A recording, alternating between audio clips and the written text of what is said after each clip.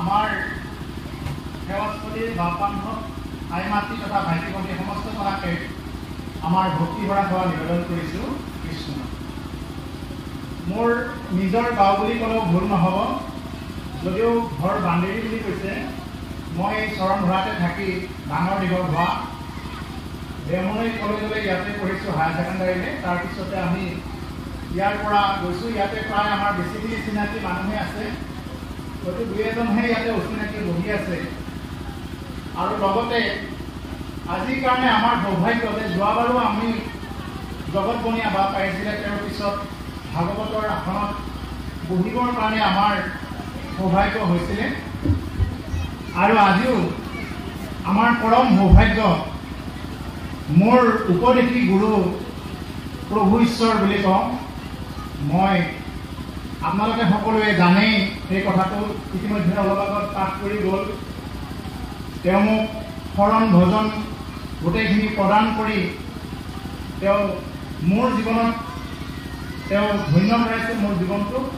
গতিকে সেইজন গুৰুই পাঠ কৰি গ'ল, তেওঁৰ পিছতে মই এই আসনখনত বহিবও মই নিজকে অকণমান কুণ্ঠাবোধ কৰিছোঁ। মই মানে অকণমান লজ্জিত হোৱাৰ দৰে, আপোনাসকৰ দৰে সন্তসকল মোৰ গুৰুদেৱে ইতিমধ্যে অলপ আগত গোটেইখিনি কথা কৈ থৈ গ'ল, যিমানখিনি ক'ব লাগে। তথাপিও আমাৰ যিমানখিনি সাধ্য, এই সাধ্য অনুসৰি আমি অকণমান আমি সময়টো কথাবৰ কাৰণেহে আমি অকণমান পাঠৰ আসনত অলংকৃত হৈছোঁ কৃষ্ণ।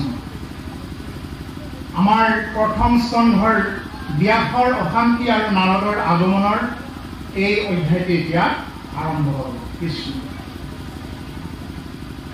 হেৰা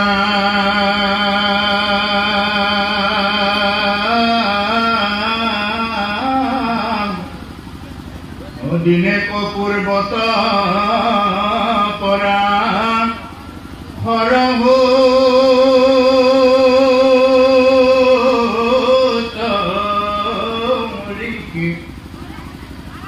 বদৰিকাশ্ৰমত আচন্ত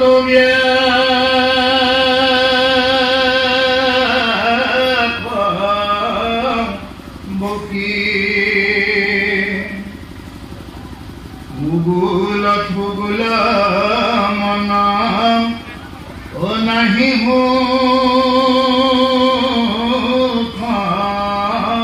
শান্তি নপান্ত উপায়ে মনে গনি গান্ধী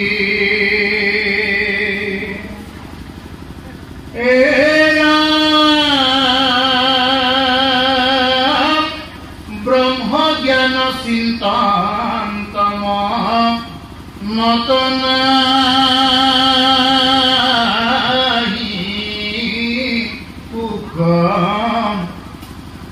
নদানন্ত কৃষক মনত মিলে দুখ অধুমুখে আছে বকি অহুয়ানি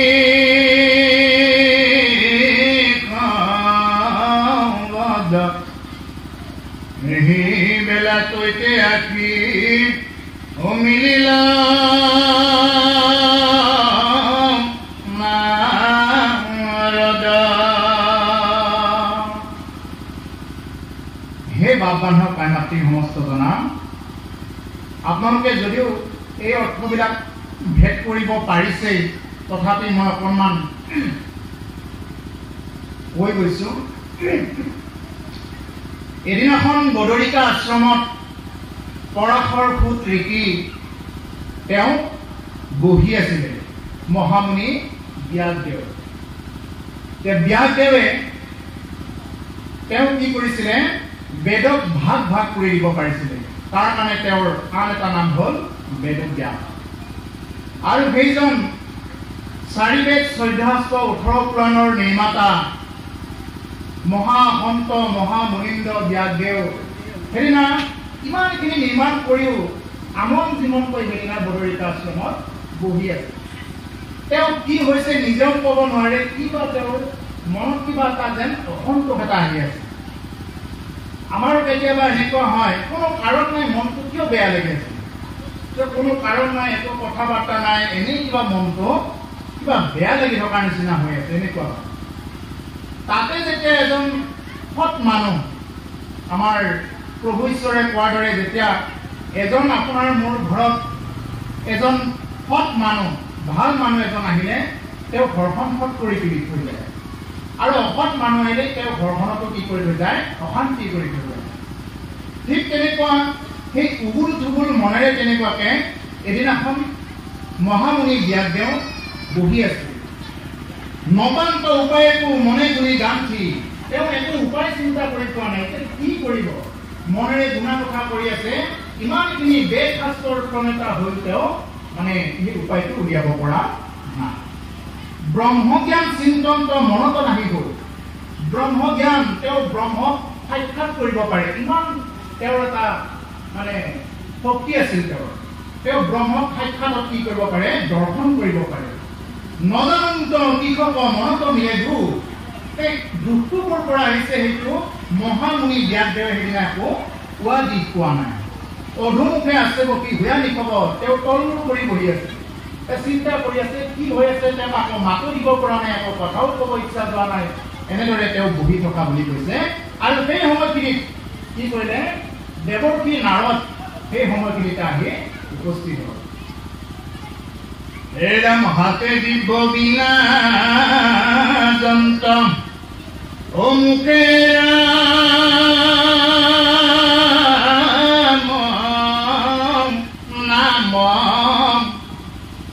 হৃদয়ত কৃষ্ণমূৰ্তি স্ফুটি বিশ্ৰাম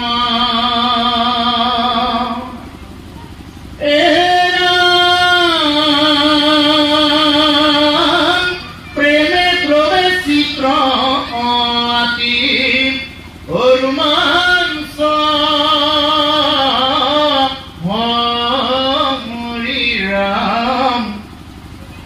ধাৰায় শ্ৰবন্তে আছে ও নয়ন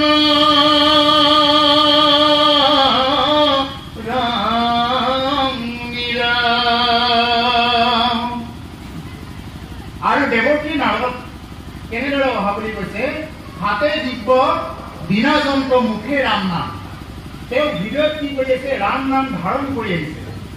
হে প্ৰভুসকল, আমাৰ ইয়াৰ আগৰ বক্তা মোৰ গুৰুদেৱে এটা কথা কৈ থৈ গৈছে যে এজন মানুহৰ জীৱনত অতি সৌভাগ্য হ'লে তেওঁ এজন উপযুক্ত গুৰু প্ৰাপ্ত হয়, আৰু এজন গুৰুৰো যদি খুব সৌভাগ্য থাকে তেতিয়াহ'লে এজন উপযুক্ত শিষ্য তেওঁৰ জীৱনত প্ৰাপ্ত হয়। এদিনাখন বৰৰিকাশ্ৰমত বহি থকা সেই ব্যাসদেৱৰ জীৱনতো নাৰদৰ দৰে এজন প্ৰসিদ্ধ গুৰু তেওঁৰ জীৱনত প্ৰাপ্ত হৈছে। গতিকে আজিও আমাৰ এটা সৌভাগ্য যে চৰণ ধৰাৰ দৰে এই ভিতৰুৱা অঞ্চলতো প্ৰভু ঈশ্বৰে আহি যি সুন্দৰকৈ ভাগৱত কথা কৈ থৈ গ'ল, এইটো আজি আমাৰ জীৱনৰ কাৰণে পৰম সৌভাগ্য। যেনেদৰে ব্যাসদেৱৰ জীৱনত সেইদিনা নাৰদৰ দৰে এগৰাকী উপযুক্ত গুৰু পাই তেওঁৰ জীৱনত কি হৈছে, ধন্য হৈছে, আৰু যাৰ ফলশ্ৰুতিত আমি কি পাম, এই ভাগৱতৰ দৰে বৈকুণ্ঠৰ কল্পতৰু শাস্ত্ৰভাগ আমি পাবলৈ সক্ষম হৈছোঁ। হৃদয়ত কৃষ্ণমূৰ্তি স্ফুৰ্তি বিশ্ৰাম, যি মানুহে কৃষ্ণমূৰ্তি হৃদয়ত ধৰিব পাৰে তেওঁ এনেই স্ফুৰ্তিত থাকিব পাৰিব। তেওঁ যিমান ধন ধনৰ অধিষ্ঠাতা নহওক কিয়, যিমানেই গৰাকী নহওক কিয়, যদি হৃদয়ত যদি কৃষ্ণ নাম নাই, যদি আধ্যাত্মিকতাৰ বীজটো তেওঁ যদি হৃদয়ত ৰোপণে হোৱা নাই, সেই মানুহে ফলা হানি মাৰিব নোৱাৰে। আৰু যিমানেই যি মানুহ নহওক কিয়, যিমানেই ডাল দৰিদ্ৰ দুখীয়া নহওক কিয়, যদি তেওঁ কৃষ্ণ নাম ৰাম নাম যদি জপ কৰি থাকে, অজপা নাম যদি তেওঁ জপ কৰি থাকিব পাৰে, তেওঁ এনেই হৃদয়ত শান্তি লাভ কৰি থাকিব, এনেই মানে এটা আনন্দৰ ধাৰা এটা বৈ দিব। যিয়ে কৰিছে তেওঁহে বুজি পায়, নকৰাকৈ এনেই কৈ থাকিব পৰা যায়, কিন্তু যিয়ে কৰিছে ইয়াতে বা আমি যিসকলে কৰিছোঁ বুলি ভাবে, তেওঁলোকেহে এই কথাটো উপলব্ধি কৰিব পাৰে। তুলন্ত যন্ত্ৰত মহা হৰিৰ চৰিত্ৰ নাৰদক দেখি যা ঋষি হচকিত। আৰু তেতিয়া কি কৰিছে তেওঁ যি নেকি দিব্য বিনা যন্ত্ৰ লৈ আহে সেই যন্ত্ৰত তেওঁ কেৱল কৃষ্ণৰ গুণগানে গাই আহে। আমাৰ ভাওনাবিলাকত গায় ও বৈকুণ্ঠৰ ভুৱনে ও দেখিলো নয়নে ও গৰুড় স্কন্ধে হৰি প্ৰভু ৰঙা চৰণতে নপুৰ বাজিছে ও ৰঙা চৰণতে নপুৰ বাজিছে ৰুণু জুনু জুনু কৰি ৰুণু জুনু জুনু কৰি। তেওঁ যেন বৈকুণ্ঠৰ ভুৱনত এই যে ঈশ্বৰ কৃষ্ণ যে সাক্ষাৎ বিদ্যমান হৈ আছে এই চিত্ৰটো প্ৰত্যেকটো সময়ত তেওঁ দৰ্শন কৰি গ'ল। এতিয়া আমি যিবিলাক বস্তু ইয়াতে আমি শুনি আছো যি কৃষ্ণ কথা আমি ইয়াতে শুনি আছো যিবিলাক কাহিনী আকাৰে যে ব্যাসদেৱ এদিন এনেকুৱাকে বহি আছিল নাৰদ আহি উপস্থিত হ'ল এই চিত্ৰটো কি হ'ব লাগিব আমাৰ ভাৱনা জগতত ভাহি থাকিব লাগিব। আমি যদি শুনি এখন কাণেদি শুনি এখন কাণেদি উলিয়াই দিওঁ তেতিয়াহ'লে কিন্তু নহয়। ভাবিব পাৰিব লাগিব ভাল এন লভতে জ্ঞানম ভাবিব পাৰিলেহে জ্ঞান লাভ হ'ব। যি মানুহে ইমান কথা শুনাৰ পিছত যদি তেওঁ ভাবিবই নোৱাৰিলে ভক্তি ক'ৰ পৰা হ'ব। সেইকাৰণে আমাৰ মহাপুৰুষ গুৰুজনাই মাধৱদেৱ গুৰুজনাই নামঘোষাৰ সভাত কৈছে হে ভাৱক ভাই ভজ ভগৱন্ত ভক্তি ভাৱে ভগৱন্ত ভজিয়া পৰম গতি পাৱে। ভাৱক ভাই ভজ ভগৱন্ত ভক্তি ভাৱে যে কি কৰিব লাগে ভাবিব লাগে। যদি আমি ভাবিবই নোৱাৰো ইমানখিনি কথা শুনি ইমানখিনি কথা শুনাৰ পিছত যদি আমাৰ মানৱ পটত কল্পনাৰ জগতখনত যদি ভাবি নাহে যে বদৰিকা আশ্ৰমত এনেদৰে বহি আছিলে এনেদৰে তেওঁ নাৰদ আহি উপস্থিত হ'ল এই বস্তুখিনি আমাৰ ভাঙি আহিব লাগিব। তেতিয়াহে কি হ'ব শুনাৰ দৰে এইটো আমাৰ সাৰ্থক হ'ব। তাকে কৈছে যে আঠে বেঠে উঠিয়া ধৰিয়া কীৰ্তাঞ্জলি পৰম গৌৰৱে ঋষি কৰিয়া সেৱলী। আৰু কি কৰিছে যেতিয়া এজন উপযুক্ত গুৰু কেনেকুৱাকৈ আহিছে যদিও ব্যাসদেৱ সমস্তখিনি জানে তথাপিও যিমান জানিলেও তেওঁ গুৰু বুলি যাক মান্যতা কৰিছে তেওঁ উঠি দিছে থিয় হৈ দিছে থিয় হৈ তেওঁ পাইজ্ঞাৰ অভ্যাস কি কৰিছে তেওঁ সেৱা সৎকাৰ কৰিছে। কোনে মহামুনি ব্যাসদেৱে নাৰদক কৰিছে। আমাৰ আকৌ কিবা অকণমান জনা হ'ব লাগে এওঁ কৰিছে যেতিয়া মই কিয় শুনিম মইতো বহুত জানো। আমাৰ ইয়াৰ আগৰ বক্তাজনে আমাক খুব সুন্দৰকৈ কৈ থৈ গৈছে যে আমি সেই বস্তুবিলাক আমি মনৰ পৰা একেবাৰে খালী হৈ শুনিব লাগিব একো নাই আৰু একো নাজানো তেতিয়াহে হয়। মই যদি নিজকে বহুত জনা হয় এওঁ কৰিছে এওঁ আৰু কিনো শুনিম আৰু প্ৰভুই আৰম্ভ কৰাৰ প্ৰথমতে কৈছে যে এই একেটা অধ্যায়ৰ আমি কিমান শুনিম। এই ভাৱটো যদি কাৰোবাৰ মনত এবাৰ আহিল নিশ্চয়কৈ তেওঁ কি হ'ব অকণমান অকণমান অকণমান অকণমান কৰি তেওঁ ভকতিৰ দিশৰ পৰা অলপ পিছুৱাই যাব এইটো নিশ্চিত। গতিকে সেইকাৰণে আমাৰ মনটো এনেকুৱা এটা বস্তু আমি মনটোক কি কৰিব লাগে প্ৰথমতে আমি মানে বান্ধি ৰাখিব লাগে। আৰু মনত বান্ধি ৰখাৰ এটাই উপায় সেইটো হৈছে কি আমি যে নাম সংযোগ কৰি থৈ দিব লাগে। এবাৰ কি হ'ল যে এজন শিষ্যৰ জীৱনত এবাৰ হেৰি প্ৰাপ্ত হ'ল এটা দেৱতা এটা প্ৰাপ্ত হ'ল। তেওঁৰ দেৱতা এনেকুৱাকে প্ৰাপ্ত হ'ল এতিয়া সেই দেৱতাটো এনেকুৱা এই যে কিছুমানে যে ভূত পোহে বুলি কয় নহয় কিবা পোহে এই তেনেকুৱা এটা দেৱতা প্ৰাপ্ত হ'ল। আৰু তেতিয়া তেওঁ কি কৰিলে সেই দেৱতাটো এনেকুৱাকে মানে কৈ থাকে বোলে তোমাৰ আজ্ঞা দিয়া মই এতিয়া কি কৰিব লাগে মুহূৰ্ততে তাৰমানে কামটো সমাধান কৰি দিম। মানে আকৌ আহি বোলে যদি কাম দেখাই দিব নোৱাৰে তেতিয়াহ'লে যিয়ে পুহিছে তেওঁকে মাৰি পেলাব লাগিব। এতিয়া যাৰ পৰা শিকিছে এবাৰ তেওঁৰ ওচৰত গৈ গৈছে মানে গুৰুৰ ওচৰত গৈ কৈছে যে হে গুৰুদেৱ মই ইমান সাধনাৰ বলত মই এই দেৱতাটো প্ৰাপ্ত হ'ল কিন্তু কথা হ'ল কি যে এই দেৱতাটোৱে মোক কি কৰে বাৰে বাৰে কামৰ আজ্ঞা কৰি থাকে মোৰতো ইমান কাম নাই কামটো যদি মই দিব নোৱাৰো কি কৰি থাকে মোক আহি পেলাই মাৰিবহে খোজে। তেতিয়া গুৰুদেৱে এটা কথা ক'লে তুমি এটা কাম কৰা তুমি এডাল বাঁহ পুতি দিয়া সেই বাঁহডালত পাবা তাক এবাৰ ওপৰলৈ উঠা এবাৰ তললৈ নামা, এবাৰ ওপৰলৈ উঠা এবাৰ তললৈ নামা, এই কামটোকে কৰি থাকিব দিবা তাক। এই বুলি কয়। তাৰমানে অৰ্থটো কি বুজি পাইছেনে? যে আমাৰ মনটো এনেকুৱা বস্তু যে আমাৰ ক'ত এটা মানে মনটো বেলেগ বেলেগত যাই থাকে। আমাৰ সেই মনটোক আমি এটা খুঁটিত ৰাখি থৈ দিব লাগে। আৰু তাৰ কাৰণে আমি যদি মনটোক যদি আমি কৃষ্ণ নামত এবাৰ ওপৰৰ পৰা তললৈ এবাৰ তলৰ পৰা ওপৰলৈ এনেদৰে যদি আমি চিন্তা কৰি থাকো, যিটো আমাৰ গুৰুসকলে যিটো নেকি শৰণ ভজন লোৱাৰ পিছত যি ৰূপ প্ৰাপ্ত কৰাই দিয়ে জীৱনত, সেই ৰূপ আমি কি কৰি থাকিব লাগে? এবাৰ তেওঁৰ চৰণৰ পৰা ওপৰলৈকে ওপৰৰ পৰা তললৈকে এই ৰূপটোকে আমি ধ্যানত খুৱাই দিব লাগে। সাৱধান বুলি কৈছে ইয়াৰ আগত, সাৱধানে শুনিব দিছে।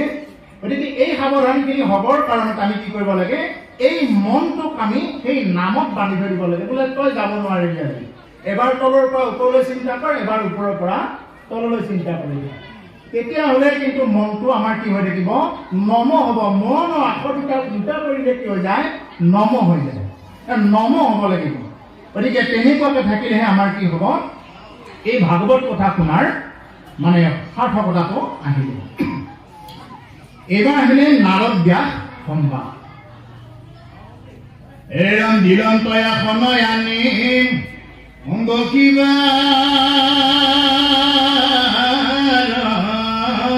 তৰে পাদ্য অৰ্ঘে গন্ধে ধূপে পুজিলে খান্দৰে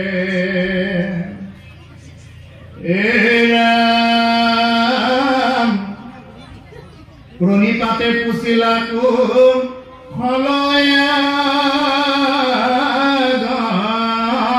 মন নাৰদে পুচিলা পাছে অব্যাহত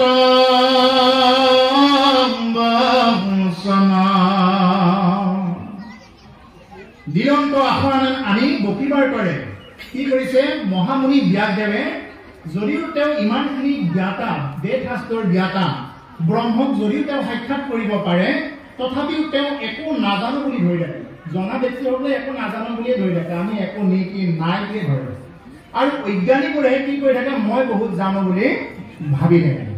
গতিকে ব্যাসদেৱে লগে লগে উঠি গৈছে। উঠি গৈ কি কৰিছে? নাৰদক পাদ্যে উঠে সাদৰ কৰিছে। প্ৰণিপাত কৰিবলৈ কি কৰিছে? কুশল আগমন সুধিছে। বোলে ভালে আছেনে, কেনে আছে, এই কথাখিনি মানে সুধিছে। আমাৰ যেনেকুৱাকে গৃহত কোনোবা এজন অতিথি গ'লে ভালে আছেনে বাপ আপুনি, সেই আই ভালে আছেনে বুলি সোধা যায়, ঠিক তেনেকুৱা কথা।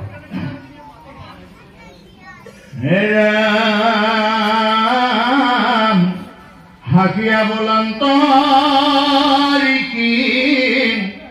পঢ়িও দিতান্ত কিবা হেতু নাহি কেতু মাৰ চিত্ত শান্ত মহায়ুষ পিছ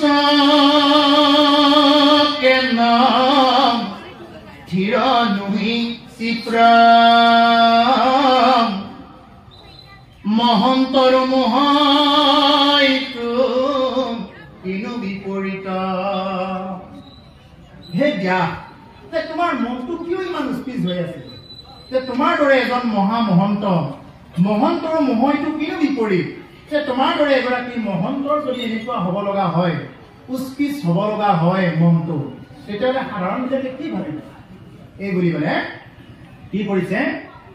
দেৱৰ্ষি নাৰদে এই কথাটো মহামুনি ব্যাসদেৱক প্ৰশ্ন কৰিছে।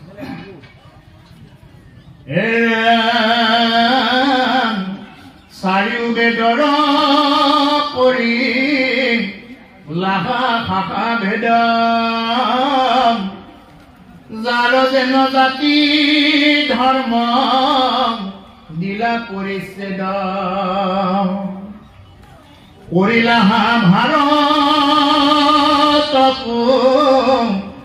ৰেণ অষ্টাদশ জগতত ব্যাপিলত মাৰ মহাযশ। তুমি কি কৰিব পাৰা? তুমি চাৰি বেদৰ কি কৰিছা? শাখাবিলাক ভাগ ভাগ কৰি দিব পাৰিছা। বেদৰ শাখা পৰ্যন্ত ভাগ কৰি দিব পাৰিছা। গতিকে তোমাৰ দৰে এগৰাকী মহাগুণী জ্ঞানী লোকে যদি সন্তই যদি এনেকুৱাকে যদি থাকে অধুমুখে, তেতিয়াহ'লে অন্য লোকে কি ভাবিব, অন্য লোকে মনত কি আশা কৰিব?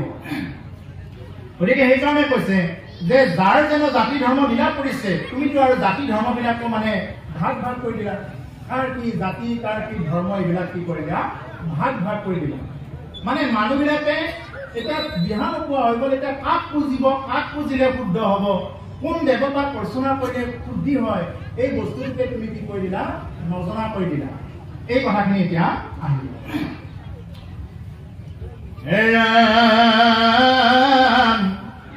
কৰিলাহা ভাৰত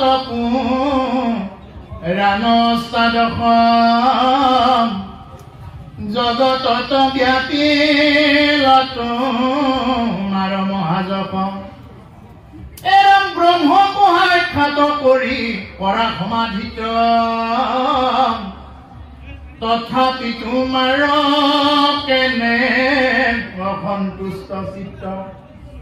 তোমাৰ দৰে এগৰাকী মুনি যিয়ে নেকি কি কৰিব পাৰিছা যে ভাৰত পুৰাণ অষ্টাদশ 18খন পুৰাণক তুমি কি কৰি ৰচনা কৰিব পাৰিছা। তাৰপিছতে যে ব্ৰহ্মক সাক্ষাৎ কৰা সমাধি, তুমি সমাধিতে কি কৰিব পাৰা, ব্ৰহ্মক সাক্ষাৎ কৰিব পাৰা। ব্ৰহ্মক সাক্ষাৎ কৰিব পৰা এনেকুৱা এজন যদি ব্ৰহ্মবিদ পুৰুষে যদি অধুমুখে থাকে, সেইটো বেয়া লগা কথা। যেনেকুৱাকে আমাৰ কিছুমান আমি ভাবো বোলে বহুত টকা পইচা থকা মানুহবিলাক বহুত সুখী, আমাৰ বহুতৰে এইটো ভাব, বহুত টকা পইচা থকা মানুহবিলাকক এতিয়া আমাৰ নোহোৱাবিলাকে আমি ভাবো বোলে এখন বহুত সুখত থাকিব লাগে, খোলা হাঁহিটো দেখা নাপাওঁ। কিয়? কাৰণ কিয় এটা কাৰণ আছে, কাৰণটো তেওঁহে জানে। অৰ্থাৎ কি পৃথিৱীত 100% কোনেও সুখী হ'ব নোৱাৰে, এই পৃথিৱীত 100% কোনেও সুখী হ'ব নোৱাৰে। কিন্তু সুখী কোনে হ'ব পাৰে? যিয়ে নেকি ক'ব পাৰে যে হে প্ৰভু, যে মোৰ যোগ্যতাতকৈ তুমি মোক বহুতখিনি দিছা, এই বুলি যিয়ে নেকি প্ৰভু ভগৱন্তৰ ওচৰত কৃতাৰ্থ হ'ব পাৰে। যে মোৰ যোগ্যতাতকৈ তুমি বহুতখিনি দিছা, হে প্ৰভু মই যাতে তোমাৰ দাসৰো দাস হৈ থাকিব পাৰো, জীৱন জুৰি যাতে তোমাৰ সেৱকৰ সেৱক হৈ থাকিব পাৰো। হে প্ৰভু, সেৱকো কেনেদৰে হ'ব লাগে এইটো মই নাজানো প্ৰভু, তুমি যাতে সদায় মাৰ্গদৰ্শন কৰাই থাকা প্ৰভু। কাৰণ তুমি যদি মাৰ্গদৰ্শন কৰাই নাথাকা, যে আমাৰ দৰে সেই জীৱাত্মাবিলাকৰ সেইটো সম্ভৱ নহয়। গতিকে কি কৰিব লাগিব, তুমিহে আমাক সেই মাৰ্গটো দৰ্শন কৰাই দিব লাগিব। যে ভগৱন্ত পুৰুষৰ বাদে আমাক আৰু সেই মাৰ্গটো দৰ্শন কৰাই দিব পৰা বেলেগ নাই। তুমি বেটিৰেকে কোন বন্ধু আছে যি মোৰ চিন্তা কৰ, তুমি হেন যদি নাথ পাও প্ৰভু কহিতো নাহিকে ভয়, হৰি প্ৰভু জগন্নাথ নিচাৰ কৰা দাৰুণ সংসাৰে। যে তুমি বেটিৰেকে কোন প্ৰভু আছে, কোন আৰু নাথ আছে, হে প্ৰভু তোমাৰ বেটিৰেকে এনেকুৱা কোন বন্ধু আছে যি মোৰ চিন্তা কৰে, যিয়ে নেকি এজন ভক্তৰ কাৰণে সকলো সময়তে বৈকুণ্ঠত থাকিও তেওঁ কি কৰে, চিন্তা কৰে। গতিকে তুমি বেটিৰেকে কোন বন্ধু আছে যি মোৰ চিন্তা কৰে। যে তোমাৰ নিচিনা যদি নাথ পাওঁ প্ৰভু, তোমাৰ দৰে যদি এগৰাকী পৰম বান্ধৱ পাওঁ, মোৰ আৰু চিন্তাৰ কি কাৰণ? আমি সেইকাৰণে সেই প্ৰভুসকল আমি জীৱনত কি পোৱা নাই এই বিষয়ে আমি ঈশ্বৰৰ ওচৰত ডাঙৰ লিষ্ট এখন দিব নালাগে। আমি ঈশ্বৰৰ ওচৰত 1 পোৱা বুট আনি, 1 কেজি বুট আনি, 1 আষি কল আনি আমি ঈশ্বৰৰ ওচৰত দি পেলাই কি বুলি কওঁ, প্ৰভু মোক ইটো দিয়ক সিটো দিয়ক, যেন LIC পইচা থৈছো মই লগে লগে মই পাব লাগে এটা অলিক কল্পনা। তেনেকুৱা যদি ভক্তি হয়, পলিচি টাইপৰ যদি ভক্তি হয়, সেই ভক্তি কেতিয়াও গ্ৰহণযোগ্যতা নহয়। ভক্তি হ'ব লাগিলে আমি কি কৰিব লাগিব, ভিতৰৰ পৰা কৰিব লাগিব সেই ভক্তি। যে মোক একো নালাগে প্ৰভু, এটাই লাগে যে তুমি যাতে আমাক মাৰ্গদৰ্শন কৰাই থাকা, আমিতো একোৱেই নাজানো। আৰু সন্তুষ্টি এইজনেই হ'ব পাৰিব যে প্ৰভু মোক যিখিনি দিছা বহুত দিছা প্ৰভু, কি পাইছো আমি এইটো চিন্তা কৰিব লাগে জীৱনত। বোলে এইটো পাইছো সেইটো পাইছো এইটোহে চিন্তা কৰিব লাগে। কি পোৱা নাই বোলে এইটো নাই সেইটো নাই এই বুলি চিন্তা কৰিব নালাগে। আৰু সেই নোপোৱাটো চিন্তা কৰাটোৱে হ'ল মানুহৰ আটাইতকৈ দুখৰ কাৰণ। আমি চিন্তা কৰচোন বাৰু আমি কি পাইছো আজি এই অনুষ্ঠানটোত আহি অন্তত বহি থাকিবৰ কাৰণে আমাৰ সৌভাগ্য হৈছে এইখিনি সময়ত অন্তত আমি হস্পিটেলত থাকিব লগা হোৱা নাই বা বিভিন্ন ধৰণৰ তেনেকুৱাকে বেবিচাৰী কৰ্মত লিপ্ত হৈ থাকিব লগা হোৱা নাই এইখিনি সময়ত প্ৰভু ভগৱন্তই কৃপা কৰিছে বিনা খৰচত আমি অক্সিজেন পাই আছো হা যে কিছুমানেতো অক্সিজেন কিনি লৈ আছে যিবিলাকে আইচিউত আছে তেওঁলোকেতো এইটো এতিয়া কথাখিনি কৈ থকা সময়তো তেওঁলোকে কি কৰি আছে যে এই সময়খিনিত কোনোবাই মাটি বিক্ৰী কৰি হ'লেও তাতে হস্পিটেলত অক্সিজেন ফ্ৰীতে মানে ল'ব পাৰিছে যিটো বস্তু আমি ইয়াতে ফ্ৰীতে পাইছো কিন্তু এই ফ্ৰীতে পোৱা বস্তুটোৰ কাৰণে আমি কোনোদিন চিন্তা নকৰোঁ প্ৰভু ভগৱন্তই যে ইমানখিনি দয়া কৰিছে ইমানখিনি কৃপা কৰিছে আমি কিন্তু এইখিনি তাৰমানে কি কৰিব নোৱাৰো মানে তেওঁৰ ওচৰত আমি কৃতজ্ঞ নহয় কি পোৱা নাই এইটোৰ ওপৰতহে আমাৰ বেছি গুৰুত্ব যাৰ কাৰণে কি হৈ যায় আমি ভগৱত চিন্তাৰ পৰা আমি কিছু পিছত থাকিব লগা হয় গতিকে সেইকাৰণে ইয়াতে সেই কথাখিনি কৈছে যে তোমাৰ দৰে এগৰাকী মহামুনি যে তুমি ইমানখিনি আছে ইমানখিনি থকাৰ পিছতো তুমি যে এইবিলাক বহি আছা ইয়াৰ কাৰণটো কি হ'ব পাৰে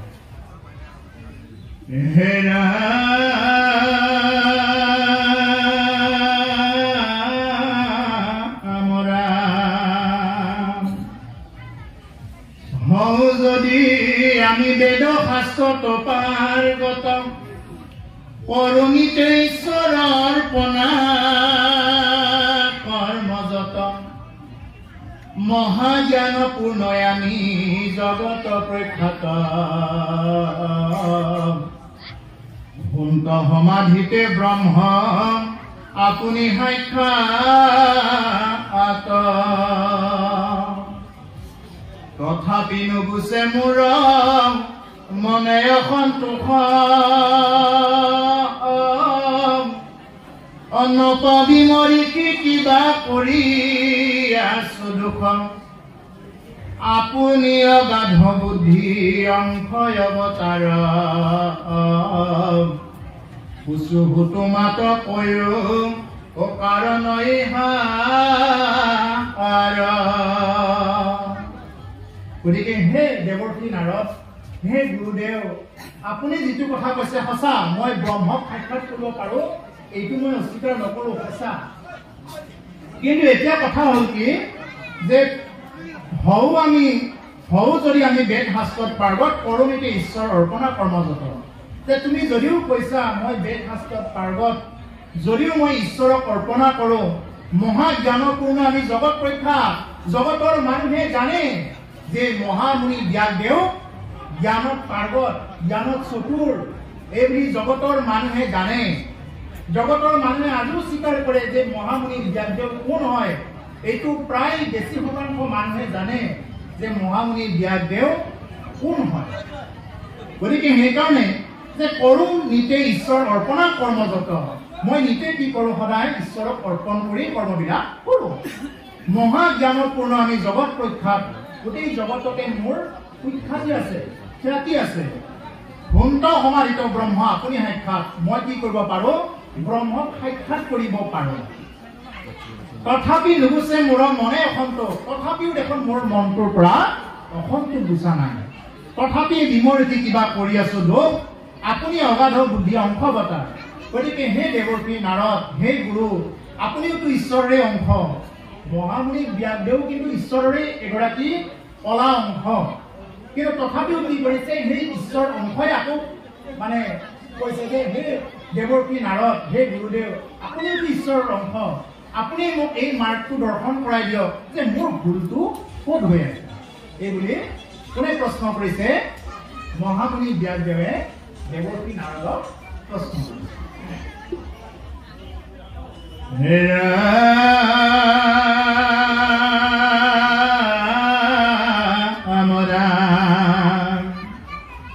নাৰদ বদতি শুনা মহামুনি ব্যাস ও তুমি কৰিলা সবে জগত কেনাশ নিৰন্তৰে পশুৰ লৱাইলা তুমি প্ৰাণ নাহি মন্দ কৰ্ম ইয়াৰ ঐহাৰ সমান আকস্মিতে লোকক ৰাইলা হিংসা ধৰ্ম নুবুজিলা তুমিও বেদৰ তত্ত্বমৰ্ম নুবু গৰিহিত কৰ্ম কহিলা ধৰ্ম বুলি তোমাৰ বচনে লোক নাকিল সমূলে। এতিয়া আসল কথাটো কব গৈ আছে দেৱকী নাৰদে এতিয়া ব্যাসক কৈছে যে হে ব্যাস তুমি কি কৰিলা হবে জগতক নাশ কৰাৰ মূলতে হলা তুমি নিৰন্তৰে পশুৰ লয়লা তুমি প্ৰাণ তুমি পশুবিলাকৰ কি কৰিলা প্ৰাণ লোৱালা যি পশুবিলাকে কাৰো শত্ৰুতা আচৰণ নকৰে অজাত শত্ৰু কাকো শত্ৰু জ্ঞান নকৰে তুমি সেই পশুবিলাকক অমাৰ শত্ৰুবিলাকক যিকেইটা শান্ত পশু সিহঁতক আনি কাটি মাৰি বলি দি তুমি কি কৰিব দিলা পূজা পাতল কৰিব দিলা পূজা কৰাৰ পিছত স্বৰ্গ পাই বুলি তুমি কি কৰিলা সেই নৰ লোকসকলক তুমি এই বিধান দি দিলা যাৰ কাৰণত তোমাৰ এই অসন্তোষটো হৈ আছে। এতিয়া মানুহে কোনটো বুজি পাব নে আমি গল কাটি দিলেই আমাৰ ধৰ্ম হ'ব নে আমি কোন ঈশ্বৰক ভজনা কৰিব লাগিব তুমি বহুত ঈশ্বৰক তুমি দেখুৱাই দিলা একেশ্বৰবাদ তুমি সেই বস্তুটোৱে নিদিলা যাৰ কাৰণে তোমাৰ এই দুখটো তোমাৰ লৈ গল নাহি মন্দ কৰ্ম আৰু ইয়াৰ সমান মন্দ কৰ্ম নাই হে প্ৰভুৰ জগতত যদি কোনোবা গুৰুৱে তেনেকুৱা যদি আচৰণ দেখুৱায় ইয়াতকৈ আৰু মন্দ কৰ্ম ইয়াতকৈ আৰু বেয়া কৰ্ম নাই। কিছুমান সমাজত কিছুমান মানুহক মানে অকণমান শিক্ষা থাকিলে বা সেই বিষয়টো জানিলে কি কৰে মানুহে তেওঁকেই পণ্ডিত বুলি বিবেচনা কৰে গতিকে তেওঁ যদি সেই যোগ্যতাখিনিক যদি বিপথে পৰিচালিত কৰে ইয়াৰ দণ্ড কিন্তু তেওঁ ভোগ কৰিব লাগিব তাকেই ক'ব গৈ আছে এতিয়া। গতিকে শিক্ষাৰ সেইকাৰণে অপপ্ৰয়োগ কৰিব নালাগে অৰ্থাৎ আমি এতিয়া ভাগৱত জানো সেই বুলি যদি আমি য'তে ত'তে যদি গাই ফুৰো আমি ভাগৱত জানিলো বুলিয়ে যদি আমি যদি য'তে ত'তে গাই ফুৰো যিখিনি জানো সেইখিনিকে যদি কোনোবা নুশুনা মানুহৰ আগতো কৈ ফুৰো এইটো এটা অপৰাধত পৰিব মানুহক শুনাব লাগে কিন্তু সেই বুলি য'তে ত'তে নহয় আজিৰ দৰে এটা পৰিৱেশত সুস্থিৰ বাতাবৰণতে কি কৰিব পৰা যায় কৃষ্ণ কথা ক'ব পৰা যায়। গতিকে সেইকাৰণে প্ৰভুসকল আপোনালোকে মনত ৰাখিব প্ৰভুই কাক কেনেকুৱা যোগ্যতা দিছে এইটো আপোনালোক নিজে নিজে গম পাব ক্ষমতাৰ অপব্যৱহাৰ কৰিব নাপায় যি মানুহে ক্ষমতাৰ অপব্যৱহাৰ কৰে তেওঁ শাস্তি ভোগ কৰিব লগা হয়। মহামুনি ব্যাসদেৱৰ ক্ষমতাৰ অপব্যৱহাৰ কৰিলে হয় তেওঁ জানে 4 বেদ 14 শাস্ত্ৰ 18 পুৰাণৰ তেওঁ প্ৰণেতা তেওঁ বিশেষ জ্ঞাতা তেওঁ জ্ঞাত হলে কি হ'ব তেওঁ জীৱবিলাকক কাটি পেলে দিয়াৰ বিধানটো দি দিলে যে জীৱক কেনেবাকে বলি দিলে স্বৰ্গ পায়। তাকে মহাপুৰুষ শংকৰদেৱ গুৰুজনাই মহাপুৰুষ মাধৱদেৱ গুৰুজনাক প্ৰশ্ন কৰিছে প্ৰথম লগ পোৱাৰ দিনা হে মাধৱ যদি জীৱ বলি দি যদি কোনোবাই স্বৰ্গ পায় ইয়াতকৈ আৰু কি নিষ্কাম কৰি মানুহে নৰক পায় তুমি মোক কোৱা যদি জীৱ বলি দি যদি স্বৰ্গ পায় জীৱ কাটি মাৰি যদি স্বৰ্গ পায় ইয়াতকৈ আৰু কি বেয়া কাম কৰি মানুহে আৰু নৰক পাব তুমি মোক ব্যাখ্যা দাঙি ধৰা। আৰু তেনেদৰে কি হৈছিল মোৰ কৃপালু গুৰু দুজনাৰ মণিকাঞ্চন সংযোগ সেইদিনা হৈছিল। গতিকে আজি সেই বেদ শাস্ত্ৰৰ পাৰ্গত যিজন দেৱকী নাৰদ সেই নাৰদে কৈছে যে তেওঁ ভুল ভাঙি দিছে যে কি বুলি ভুল ভাঙি দিছে যে তোমাৰ এইটো হৈছে এই বুলি ভুল ভাঙি দিছে নুবুজিলা তুমি বেদৰ তত্ত্ব মৰ্ম তুমি বেদৰ তত্ত্ব মৰ্ম একোৱেই বুজি নাপালা হে ব্যাস গৰিহিত কৰ্মকো কহিলা ধৰ্ম বুলি তুমি যিবিলাক নেকি গৰিহিত কৰ্ম যিবিলাক কৰ্ম কৰিব নালাগিছিল সেইবিলাক কৰ্মকো ধৰ্ম বুলি কৈ দিলা তোমাৰ বচনে লোক নাকিল সমূলি তোমাৰ বচনত কি হৈ গ'ল মানুহবিলাক সমূলংশে ধ্বংস হৈ গ'ল। কাৰণ আমাৰ সমাজত কিছুমান এনেকুৱা কথা যদি মুখিয়ালজনে কৈ দিয়ে এই নাযাবি দেই তাতে নাপায় তাতে অমুকাহে কৰিছে আমি কিয় শুনিম তাতে তেওঁ অমুকৰে ভকত তেওঁ কৰিলে মই কিয় শুনিম মানে মুখিয়ালজনে কৈ দিছে নহয় বাকীকেইটাও সেইটোকে মানি লয় তাৰমানে কি হৈ গ'ল তেওঁৰ দ্বাৰা কি হৈ গ'ল সেই জীৱকেইটা উদ্ধাৰ নাপালে তাৰ কাৰণে দায়ী কোন তুমি কাৰণ তোমাক জানে বুলি ভাবি লৈছে ইতিমধ্যে মানুহে গতিকে তুমি যিহেতু সেই জীৱকেইটা ক'লা বোলে অমুকে পঢ়িছে যেতিয়া যাব নালাগে তাতে তেওঁ পঢ়িলে আমি নুশুনো তেনেকুৱা যদি কৰে কি হৈ যায় এই বস্তুটোতে তেওঁৰ সেইটো থাকি গ'ল। তাৰমানে মুখিয়ালজনে যিটো কয় সেইটো কি কৰে বাকীবিলাকে মান্যতা কৰি লয়। এতিয়া ব্যাসে যেতিয়া কৈছে বাকীবিলাকে ক'লেও নামানে। এতিয়া ব্যাসে যিহেতু কৈছে এই কথাখিনি, এতিয়া ব্যাসে যদি ভাগৱত যদি ৰচনা নকৰিলে হয়, যদি এই বৈকুণ্ঠৰ কল্পতৰু শাস্ত্ৰভাগ আমাৰ মাজত নিদিলে হয়, আমাৰ এতিয়াও ক'লে হয় বোলে নহয় তুমি ব্যাসতকৈও পণ্ডিত নেকি বুলি ক'লে। গোটেই ব্যাসতকৈও জানাটো ওলাইছে গোটেই ক'ব। গতিকে কৈছে যে তুমি কি কৰিলা, সেইবিলাক তুমি মানুহক সেই লম্পট স্বভাৱবিলাক তুমি সোমোৱাই দিলা। স্বভাৱে লম্পট বিষয় তয় অনুৰাগ ও স্বৰ্গ পায়ো বুলি ৰংগে কাটে সংসাদ কৰে নানা হিংসা ধৰ্ম নানা দেৱ পূজে পুণ্যক্ষয় ভৈলে কোনো নৰকতম অজে। মানুহ বোলে এনেই লম্পট, মানুহৰ চৰিত্ৰবিলাক এনেই লম্পট, তাৰমানে ভাল কথা ক'লে বুজি নাপায়। আপোনাক যদি বেয়া কথা যদি ক'ব লগা হয় প্ৰমাণ নালাগে, ভাল কথা কওক, হাজাৰ প্ৰমাণ দিলে আপুনি বুকুখন ফালি দেখুৱাই দিয়ক, প্ৰমাণ লৈ থাকিব, শেষ নহ'ব প্ৰমাণ। বোলে কৃষ্ণ কথা শুনিলে শুদ্ধ হ'ব পাৰে, বৈকুণ্ঠৰ কল্পতৰু ভাগৱত শাস্ত্ৰ শুনিলে মানুহে গতি পাবই। একচাম এনেকুৱা মানুহ এতিয়া আছে, প্ৰমাণ কি? আৰে যদি কোনোবাই তাবিজৰ কথা কয়, যদি কোনোবাই যাবৰ কথা কয়, কোনো প্ৰমাণ নালাগে, লৈ ল'ব, ডাইৰেক্ট লৈ ল'ব। কিন্তু মানুহক যদি কৃষ্ণ কথা কোৱা হয়, মানুহক যদি ঈশ্বৰ ভাৱনাৰে যদি ভাৱনামৃত কৰিবলৈ সিদ্ধান্ত দিয়া হয়, তেতিয়াহ'লে কিন্তু তাতে হাজাৰটা প্ৰমাণ বিচাৰে। বোলে প্ৰমাণ কি? এইটোৱে হ'ল আমাৰ আটাইতকৈ দুৰ্ভাগ্য কথা। গতিকে সেইকাৰণে যে আমি যাতে তেনেকুৱা ভাৱবিলাকৰ পৰা আমি কি কৰিব পাৰো, বাহিৰত আহিব পাৰো। তাকেই দেৱকী নাৰদে কৈছে, হে ব্যাস, যে মানুহৰ স্বভাৱবিলাক এনেই লম্পট, বেয়া কাম কৰিব দিলে মানুহে বহুত ভাল পায়, কিন্তু চববিলাক বাতি কৃষ্ণ নাম স্মৰণ কৰিলে সকলোখিনি হয়।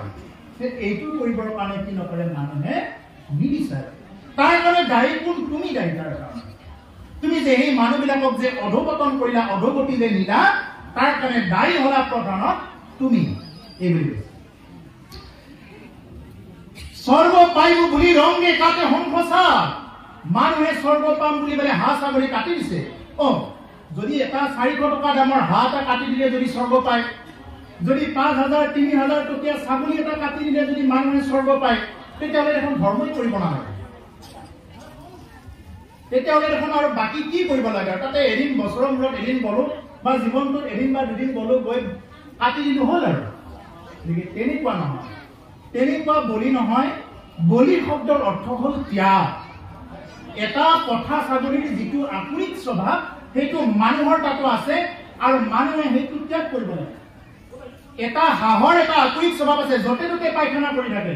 সেনেকুৱা স্বভাৱ মানুহৰো আছে, য'তে ত'তে, মানে মুখৰ ভাষাৰ ঠিক নাই, লেকাম নাই, এইবিলাকে ঠিক কৰিব লাগে। পাৰ বলি দিয়ে, বা পাৰ কি আছে, পাৰ য'তে ৰৈ ত'তে নিষ্ঠা ত্যাগ কৰি দিয়ে। মানুহৰ তেনেকুৱা আছে, য'তে ৰৈ ত'তে আনৰ কথা সমালোচনা কৰি, এইটোৱে ত্যাগ কৰিব লাগে। মহ বলি দিয়ে, মহৰ কি আছে, মহৰ এটা এনেকুৱা আকুৰিক স্বভাৱ আছে, মহে যদি এবাৰ ফেফেৰি পাতে, আমাৰ দৰঙীয়া ভাষাত যদি এবাৰ ফেফেৰি পাতে মহে, এটা হানিহে আশা দিব। মহৰ আগত সেইকাৰণে যোৱাটো মানে যেনেকে সেনেকে যাব নোৱাৰে, ফেফেৰি পাতিব লাগিলে কিন্তু হানি দিব। ঠিক তেনেকুৱা মানুহৰ কিছুমান খং উঠিলে মানে ৰ'ব নোৱাৰে, কি কৰি পায় ঠিক নাই। গতিকে সেই খংটো যা দেৱী সৰ্বভূতেষু মাতৃৰূপেণ সংস্থিতা নমস্তস্য নমস্তস্য নম নম বুলি পেলাই কি কৰে, সেইজনী দেৱীৰ আগত কি কৰে, বলি দিব লাগে। কি বলি দিব লাগে? সেইবিলাক আকুৰিক স্বভাৱ বলি দিব লাগে। যদি কাটি মাৰি মানুহে কি কৰে, নিজৰ জিভাৰ তৃপ্তিৰ কাৰণে আকুৰিক স্বভাৱ ল'বৰ কাৰণে তেনেকুৱা কৰে। এইটো কিন্তু সমালোচনা কৰাৰ কথা নহয়। এইটো প্ৰভুসকল, আপোনালোকে যদি কোনোবা এনেকুৱা আছে, আপোনালোকে মনতে ভুল নাভাবিব। এই কথাখিনি খুব ভাগৱতৰ পৰা কৈ আছো, মোৰ ব্যক্তিগতকে বনাই পেলাই কৈ থকা নাই, ভাগৱতৰ কথা। গতিকে সেইকাৰণে আমি যাতে সেইবিলাক যদিও কৰি আছো, গতিকে আমি বাদ দিবৰ হ'ল, আমি সেইবিলাক আৰু মানে তেনেকুৱাকে কৰিব নালাগে। যিগৰাকী দেৱীৰ সৰ্বভূতৰ জননী বুলি কোৱা হয়, যিগৰাকী দুৰ্গাক জগতৰ জননী বুলি তেওঁলোকে পূজা কৰে, জননীয়ে জানো কাৰোবাৰ সন্তানৰ তেজ খায়, মাতৃয়ে জানো কোনোবা সন্তানৰ তেজ খায়, ৰক্তপান কৰে? গতিকে মাতৃয়ে কি কৰে, এজন সন্তানৰ যদি তেনেকুৱাকে তেওঁৰ সন্তানৰ যদি কিবা কাৰণত এটোপাল তেজ ওলাল, চাবচোন বাৰু মাতৃয়ে কি কৰে, মানে ৰ'ব নোৱাৰে, কি কৰিব এতিয়া? তেওঁ মানে ডক্টৰৰ তাতহে লৈ যাব নে তেওঁ নিজে কিবা বান্ধিহে দিব? ৰ'ব নোৱাৰে, এক টোপাল তেজ ওলালে বাচ্চাটো কাটি দিলে। গতিকে এগৰাকী দেৱীয়ে তেনেকুৱাকে খাব নেকি কোনোবাৰ ৰক্ত? গতিকে তেনেকুৱা আমাক কৰিব দিয়া নাই।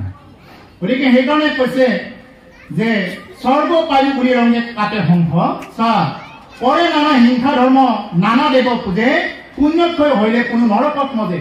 স্বৰ্গত বেছি দিন থাকিব নোৱাৰে। স্বৰ্গত গ'লেও কি কৰে, মানুহৰ যেতিয়া পুণ্যটো শেষ হ'ব তেতিয়া লগে লগে আকৌ পুণ্য শেষ হ'লে নৰকতে আহিব লগা হয়। তাৰমানে বাপসকল আইসকল এটা কথা ধৰি ল'ব, যেনেকুৱাকে আমি বাইকত তেল ভৰাওঁ, যদি 1 লিটাৰ তেল হয় 1 লিটাৰ তেলেদি যিখিনি যাব পাৰিম সেইখিনিহে, তাৰ ওপৰত কিন্তু গাড়ীখনে নাযাব, ঢাকা দিব, কেইবামান ঢাকা দি তাতে ৰৈ যাব গাড়ীখন আৰু নাযায় যিমান ষ্টাৰ্ট দিব। তাৰমানে কি হয়, মানুহে যদি পুণ্য কৰে সেই পুণ্য যি বলি দিবলৈ পাইছিলে সেই পুণ্য কিবা অকণমান, সেই পুণ্যখিনি কি হ'ব, তেওঁ স্বৰ্গত বেছি সময় থাকিব নোৱাৰে। তাৰ পৰা গন্ধৰ্ব অপ্সৰাসকলে একদম তাৰ পৰা পঠিয়াই দিব, য'ত ইমান পাপী মানুহজনে স্বৰ্গত আহি আছে বুলি পেলাই কি কৰিব, সেইজনক তাৰ পৰা পঠাই দিব। গতিকে সেইকাৰণে স্বৰ্গ পাবৰ কাৰণে ভকতে বাঞ্ছা নকৰে। মোৰ প্ৰভুগৰাকীয়ে ইয়াৰ আগত কৈ থৈ গৈছে, মুক্তিটো নিষ্ক্ৰিয় যিটো হেৰি ভকত অকণম ৰসময় মাগৰ ভকতি। মোৰ ভক্তসকলে কি নিবিচাৰে, মুক্তিও বাঞ্ছা নকৰে, কি বাঞ্ছা কৰে, কেৱল ভক্তি। হেৰা আমৰা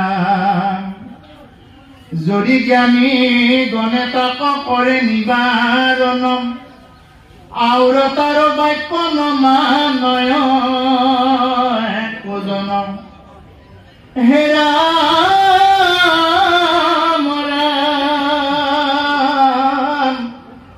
বোলে উপালম্ভ কৰি বচন খণ্ডিত, ব্যাসতকৈ অধিক ভৈল এহেন্তে পণ্ডিত।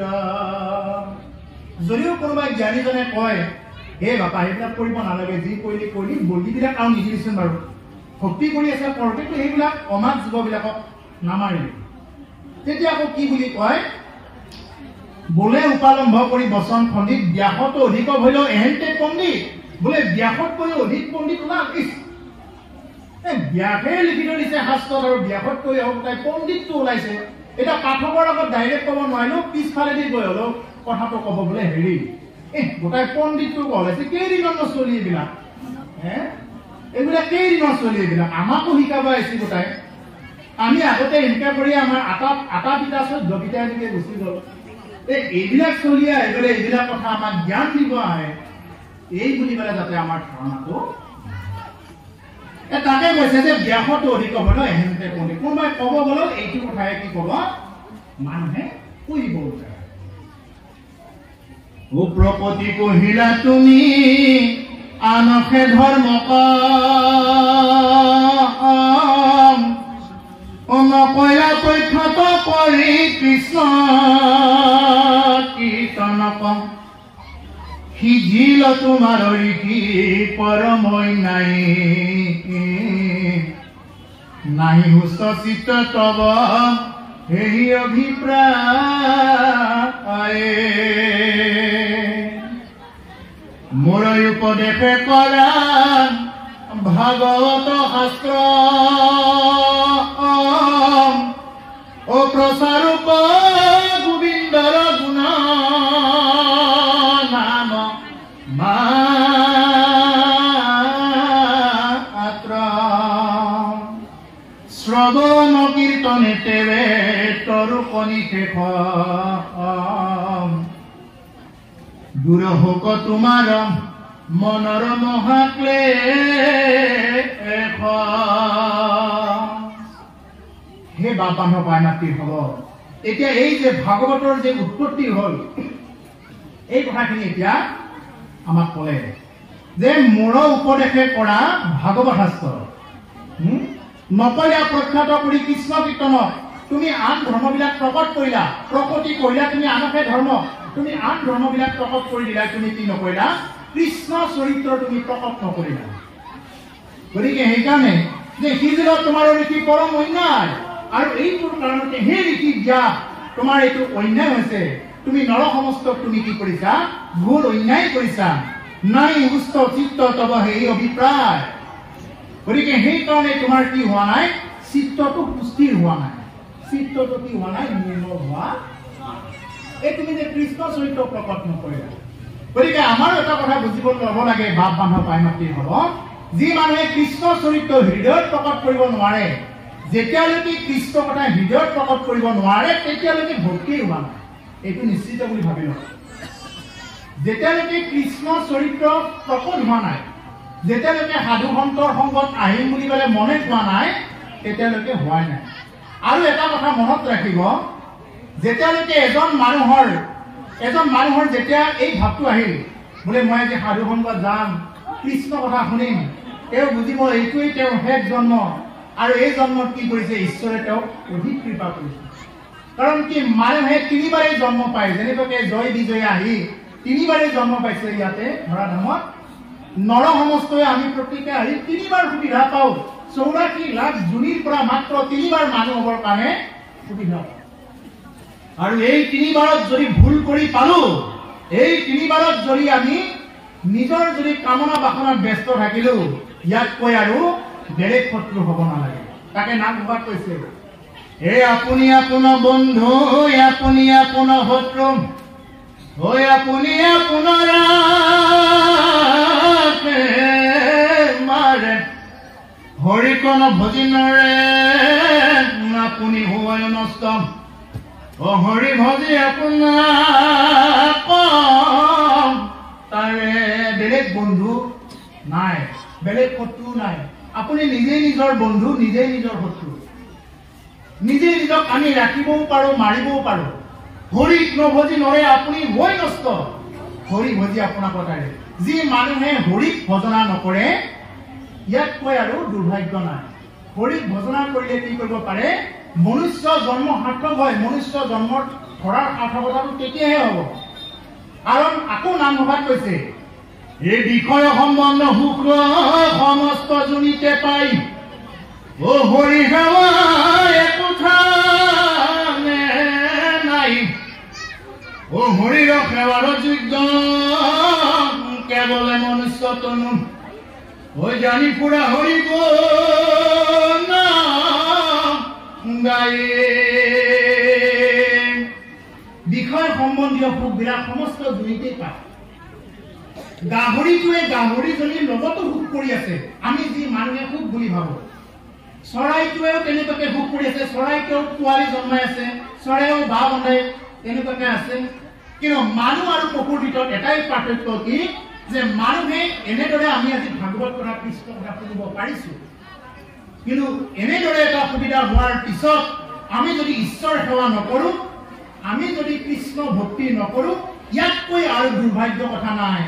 তাকে কৈছে শাস্ত্ৰই কৈছে, তাকে কৈছে আকে লাগি মৰিবা কান্দি, এদিন কিন্তু পস্তাবা, এদিন কিন্তু পস্তাবা। আজি যিবিলাক কথা হৈ আছে ইয়াতে, এই কথাবিলাক যদি গুৰুত্ব দি শুনা নাই, এদিন কিন্তু পস্তাবা। এদিন এনেকুৱা সময় আহিব, সেইদিনা শ্ৰৱণ শক্তি গুচি যাব। কোনোবাই কাণেৰে হে আতা কৃষ্ণ বুলি কোৱাচোন বুলি ক'লেও কিন্তু সেইদিনা কাণেৰে নুশুনিবা। এদিন কোনোবাই ক'ব যে হে আই ৰাম বুলি কোৱাচোন, সেইদিনা কিন্তু কোনোবাই ক'লেও কিন্তু স্মৰণ শক্তি নোহোৱা হৈ যাব। গতিকে সেইকাৰণে আমাৰ যাতে সেইবিলাক নোহোৱাৰ আগতে আমি কি কৰোঁ, কৃষ্ণ কথা শুনি ৰাম নাম লৈ যাতে আমি শুদ্ধ হ'ব পাৰোঁ। কাৰণ যে সমস্ত জুনিৰ ভিতৰতে কি আছে? বিষয় সম্বন্ধীয় সুখবিলাক প্ৰাপ্ত হয়। একমাত্ৰ মনুষ্য জন্মতে কি হয়? মানুহে ঈশ্বৰ সাধনা কৰিব পাৰে। সেইকাৰণে ভগৱানে কি কৰিছে? অন্য জীৱবিলাকতকৈ মানুহক খুব সুন্দৰভাৱে বনাইছে। অন্য জীৱবিলাকক পশু আকাৰে বনাইছে, কিন্তু মানুহক এনেকুৱাকে বনাইছে, ঈশ্বৰ যেনেকুৱা দেখাত মানুহকো তেনেকুৱা কৰি বনাইছে। ভগৱান ৰামচন্দ্ৰ যেনেকুৱা অৱতাৰত আহিছে, যেনেকুৱাকে যেনেকুৱা হাত ভৰি চকু কাণ আছে মানুহৰ তেনেকুৱাই আছে তাৰমানে কি যে মানুহে একমাত্ৰ জীৱ যিয়ে কি কৰিব পাৰে ঈশ্বৰ সাধনা ঈশ্বৰ সেৱা কৰিব পাৰে আৰু যদি আমি এই ঈশ্বৰ সাধনা কৰিব পৰা শৰীৰ এটা পাই যদি আমি মনুষ্য হৈ আমি যদি ঈশ্বৰ সেৱা নকৰো ইয়াতকৈ আৰু দুৰ্ভাগ্য কতো নাই তাকে এতিয়া কৈছে যে তুমি কি কৰা তুমি কৃষ্ণ কীৰ্তনৰ কথা তুমি নকলা হিজিল তোমাৰ কি পৰম অন্যায় নাহি সুস্থ চিত্ত তব সেই অভিপ্ৰায় আৰু সেই কাৰণে তোমাৰ এই অভিপ্ৰায়টো শুদ্ধ হোৱা নাই কাৰণ তুমি কেৱল বেলেগ ধৰ্মবিলাক দেখুৱাই দিলা যিটো নেকি আচল ধৰ্ম যিটো নেকি প্ৰকৃত বস্তু সেই বস্তুটোকে নেদেখালা তুমি অবস্তুটোতে বস্তু বুলি দেখুৱালা বস্তুটোকে তুমি কি কৰিলা অবস্তু বুলি দেখুৱালা গতিকে সেইকাৰণে কৈছে মোৰ উপদেশে পৰা ভাগৱত শাস্ত্ৰ প্ৰচাৰক গোবিন্দৰ গুণনাম মাত্ৰ গতিকে হে ব্যাস তুমি কি কৰা মোৰ উপদেশত তুমি ভাগৱত শাস্ত্ৰ প্ৰণয়ন কৰা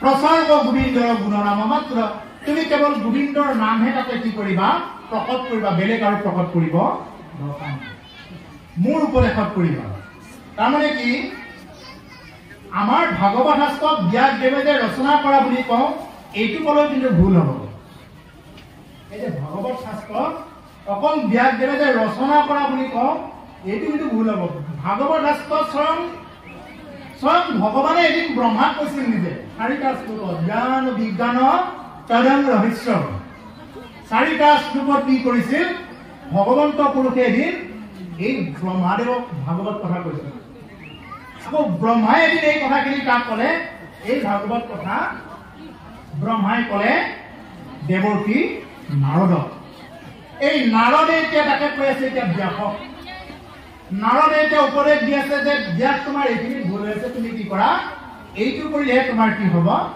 শুদ্ধতাটো আহিব নহ'লে কিন্তু শুদ্ধতাটো নহ'ব গতিকে সেইকাৰণে কৈছে যে প্ৰচাৰক গোবিন্দৰ গুণনাম মাত্ৰ শ্ৰৱণ কীৰ্তনে তেৱে তৰুপ নিশে দূৰ হ'ব তোমাৰ মনৰ মহাক্লেশ গতিকে তুমি কি কৰা মনৰ মহাক্লেশবিলাক তেতিয়াহে গুচিব নহ'লে কিন্তু তোমাৰ মনৰ মহাক্লেশবিলাক নুগুচিব গতিকে সেইকাৰণে যে এজনৰ পৰা আন এজন তেনেকুৱাকে গুৰু আৰু শ্ৰোতা এনেকে হয় আমি ভাগৱত পাইছো গতিকে সেইকাৰণে এই ভাগৱত শাস্ত্ৰ কিহত আছে বাংময় ৰূপত আছে বাংময় মানে বাক্যময় বাক্যই হ'ল শব্দ শব্দই হ'ল ব্ৰহ্ম ব্ৰহ্মই হ'ল ভগৱত গতিকে সেইকাৰণে ইয়াতে এই যে ভাগৱত শাস্ত্ৰ ইয়াতে যেতিয়াৰ পৰা আমি ইয়াতে প্ৰকট কৰিছো যেতিয়াৰ পৰা ইয়াতে মুকলি কৰা হৈছে ভাগৱত এতিয়া ভাগৱত চৈতন্য হৈ আছে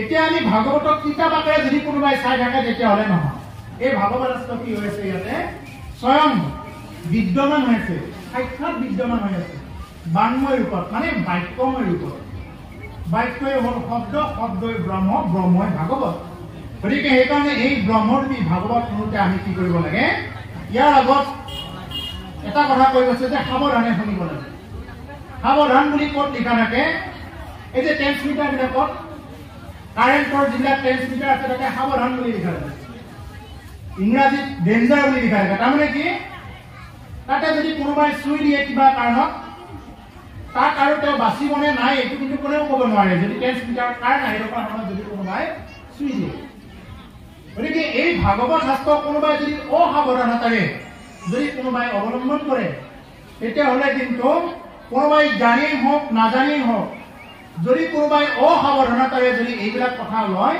তেতিয়াহ'লে কিন্তু এইবিলাকো এটা এটা দুখত আহি পৰে যেনেকুৱাকে জুই কোনোবাই জানেই হওক নাজানি হওক যদি কোনোবাই লাৰে অগ্নিদেৱে কেতিয়াও নকয় বোলে এই নাজানি লাৰিছে সৰু চলি নাজানি হেৰি কৰিছে মই ক্ষমা কৰি দিওঁ নহয় পুৰিবই ঠিক তেনেকুৱা এই ভাগৱত শাস্ত্ৰ কোনোবাই জানেই হওক বা নাজানেই হওক যদি কোনোবাই শুদ্ধ চিত্তে যদি শুনে তেওঁকো ক্ৰিয়া কৰিব এই ভাগৱত শাস্ত্ৰ হ'ল সেইকাৰণে বৈকুণ্ঠৰ শাস্ত্ৰ বৈকুণ্ঠৰ কল্প তৰুম অভাৱত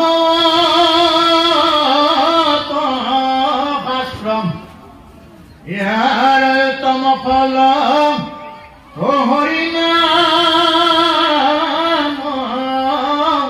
মাত্ৰ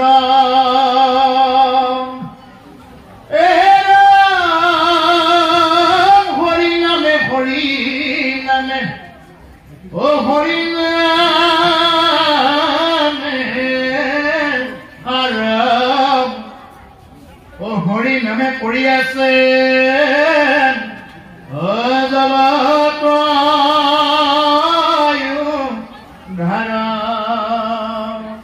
এইকাৰণে এই বৈকুণ্ঠ ৰাষ্ট্ৰ এৰা পেচা নহয়।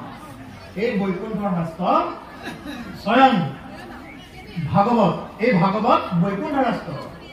এই ভাগৱত স্বয়ং নিজে কি সূৰ্য শাস্ত্ৰ বুলি কয়। সূৰ্যটো ওলালে যেনেকুৱাকে কি হৈ যায়, অন্ধকাৰ বিলাক নোহোৱা হৈ যায়। এতিয়া সূৰ্য ওলাইছে, এতিয়া আমাৰ লাইটৰ প্ৰয়োজন হোৱা নাই। সূৰ্য ওলালে অন্ধকাৰ বিলাক নাশ হৈ যায়।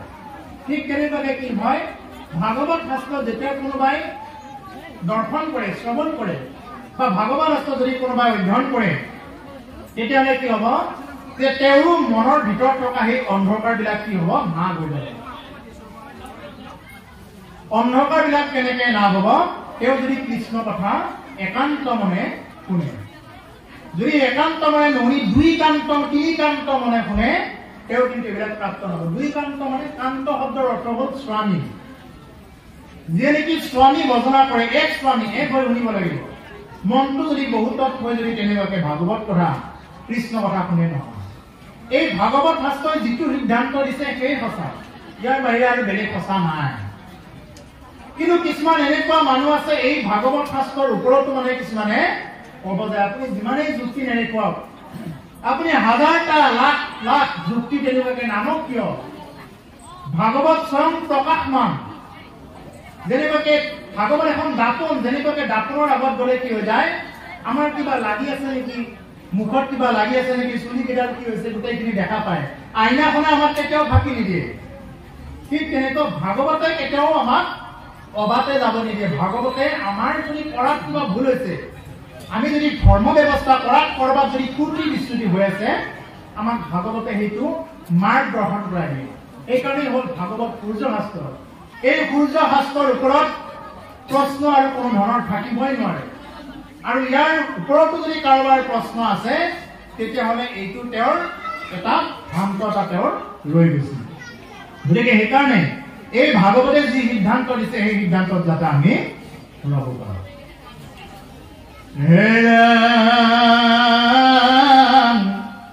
যদ্যপি ভকতি নৱম অবিধমাধম্বৰম শ্ৰৱণকে কমতাত হয় শ্ৰেষ্ঠ তৰ। যদিও ভাগৱতৰ কি আছে, ভকতিৰ যদিও আমাৰ 9 বিধ, সেই 9 বিধ ভকতিৰ কি কৈছে ইয়াতে, শ্ৰৱণ আৰু কীৰ্তন শ্ৰেষ্ঠ ভক্তি। আৰু এই শ্ৰেষ্ঠ ভক্তিটোৱে আমি কি কৰি থাকিব পাৰিছো, ইয়াতে আমি কৰি থাকিব পাৰিছো। 1 নম্বৰ ভকতিটো হ'ল শ্ৰৱণ, যিটো নেকি আজি আপোনালোকে এনেদৰে শ্ৰৱণ কৰি থাকিব পাৰিছে। আৰু আমি কি কৰি আছো, কীৰ্তন কৰি আছো। শ্ৰৱণ আৰু কীৰ্তন এইটোৱে হ'ল আমাৰ কি আটাইতকৈ কলি যুগৰ কাৰণে এটা শুদ্ধ মাৰ্গ। সেই বুলি এইটো নহয় যে শ্ৰৱণ কীৰ্তন শ্ৰেষ্ঠ ভক্তি, বাকীবিলাকক যে মই নুই কৰি দিম, এইটো কিন্তু কেতিয়াও নকৰিব কোনো। বোলে মোৰটোৱে শ্ৰেষ্ঠ, বাকীবিলাকৰ বিলাক ভুল হৈছে, মোৰটোৱে শুদ্ধ, বাকীবিলাক অশুদ্ধ, এইটো কিন্তু আমি কৰিব নালাগে। কি কাৰণত কৰিব নালাগে? কাৰণ মোক ইয়াতে ৰাখি থৈ দিয়া নাই যে কাৰোবাৰটো শ্ৰেষ্ঠ হৈছে নে নাই। আমি এইটো ক'ব পাৰো, যদি কোনোবাই ভাগৱত কথা শ্ৰৱণ কৰে, যদি কোনোবাই কৃষ্ণ নাম হৃদয়ত ধাৰণ কৰে, তেওঁৰ আৰু বেলেগ কথা ভাবিবৰ কাৰণে নালাগে। বেলেগ মাৰ্গত নগলেও হয়, বেলেগ মাৰ্গত নগলেও হয়। কিন্তু কাৰোবাৰটো হৈছে নে নাই, কোনোবা যজ্ঞ পূজা পাতলত হৈছে নে নাই, তাক লৈ আমি কমেণ্ট কৰিব বা মন্তব্য কৰিব নাযাওঁ, হৈছে নে নাই। আৰু নকৰিব, এইটো কৰিলে কি হৈ যাব, এটা অপৰাধ লাগি যাব। গতিকে সেইকাৰণে সাৱধান, আমাৰ নাম অপৰাধ, সেৱা অপৰাধ আছে এইবিলাক। গতিকে সেইকাৰণে আমাৰ এতিয়া মানুহবিলাকৰ এটা মানে প্ৰথম নাম অপৰাধৰ প্ৰথম অপৰাধটোকে আমি মানে কিবা কৰিব নোৱাৰো। আমি ভকতে ভকতক নিন্দা কৰোঁ। বোলে এইজন ভকত দেখা লগে এওঁ অমুকৰে ভকত, এওঁ কৃষ্ণ নেনো, এওঁ অমুকৰ ভকত, এই ধাৰণা যদি এবাৰ আহিলে শুনি দিলে আৰু ভিতৰৰ পৰা এইটো আৰু তলে তলে ঘূণ পোকৰ নিচিনাকে এই যে বাঁহবিলাক যে ঘূণে খায়, কাঠ যে ঘূণে খায়, সেনেকুৱাকে খাই খাই পোকৰা কৰি দিয়ে, ঠিক তেনেকুৱা হৈ যায়। মোৰ উপদেশী গুৰু, আমাৰ আজিৰ বিশিষ্ট বক্তা পাঠক প্ৰভু ঈশ্বৰে মোক ভজন ভাগ দিয়াৰ দিনা এটা কথা কৈছে, হিমাংশু তোমাক এটা কথা কৈছো যে তোমাক এটা কথা কৈছো যে কি যে ভুলতো তুমি কি নকৰিবা, ভকতৰ শ্ৰেণী বিভাগ নকৰিবা। বোলে এওঁ অমুক শ্ৰেণীৰ ভকত, এওঁ ভকত নহয়, এওঁ কৃষ্ণ দিম, এওঁ নেৰু, এইটো কিন্তু তুমি নকৰিবা। চবকে সমানভাৱে চাবা বুলি মোক কিন্তু এই কথাটো কৈছে। অৰ্থাৎ আমি বহুতে দেখা পাওঁ বোলে এওঁ অমুক শ্ৰেণীৰ ভকত, এওঁৰ মুখেৰে নুশুনো, এওঁ অমুক ভকত, এওঁ কৃষ্ণ নিদিওঁ, এই ভাৱটো যাতে আমাৰ নাহে। এইটো আহিলে যি আমাৰ সঞ্চিত পুণ্য, এই পুণ্যৰ পৰা দিনক দিনে কি হৈ যাব, ক্ৰমে ক্ৰমে বিচ্যুতি হৈ যাব। গতিকে সেইকাৰণে সেই বাপ বান্ধৰ পাইমাতৃ হ'ব। আমাৰ যদিও চেক কৰা নাই, অকণমান দীঘল আছে, যদি আপোনালোকে আজ্ঞা কৰে আমি ইমানতে সমাপ্ত কৰি দিম।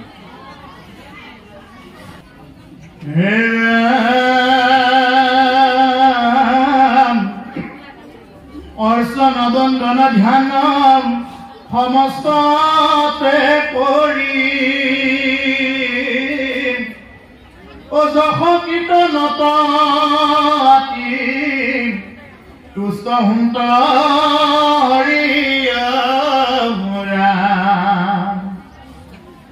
ভকতে যতে গাৱে গুণ নাম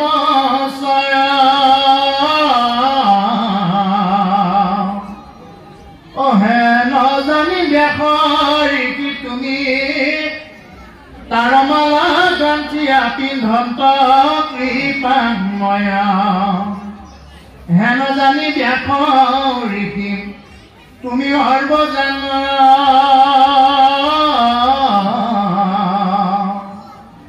নিৰ্মী উপশাস্ত্ৰ কৃষ্ণ চৰিত্ৰ প্ৰধানয়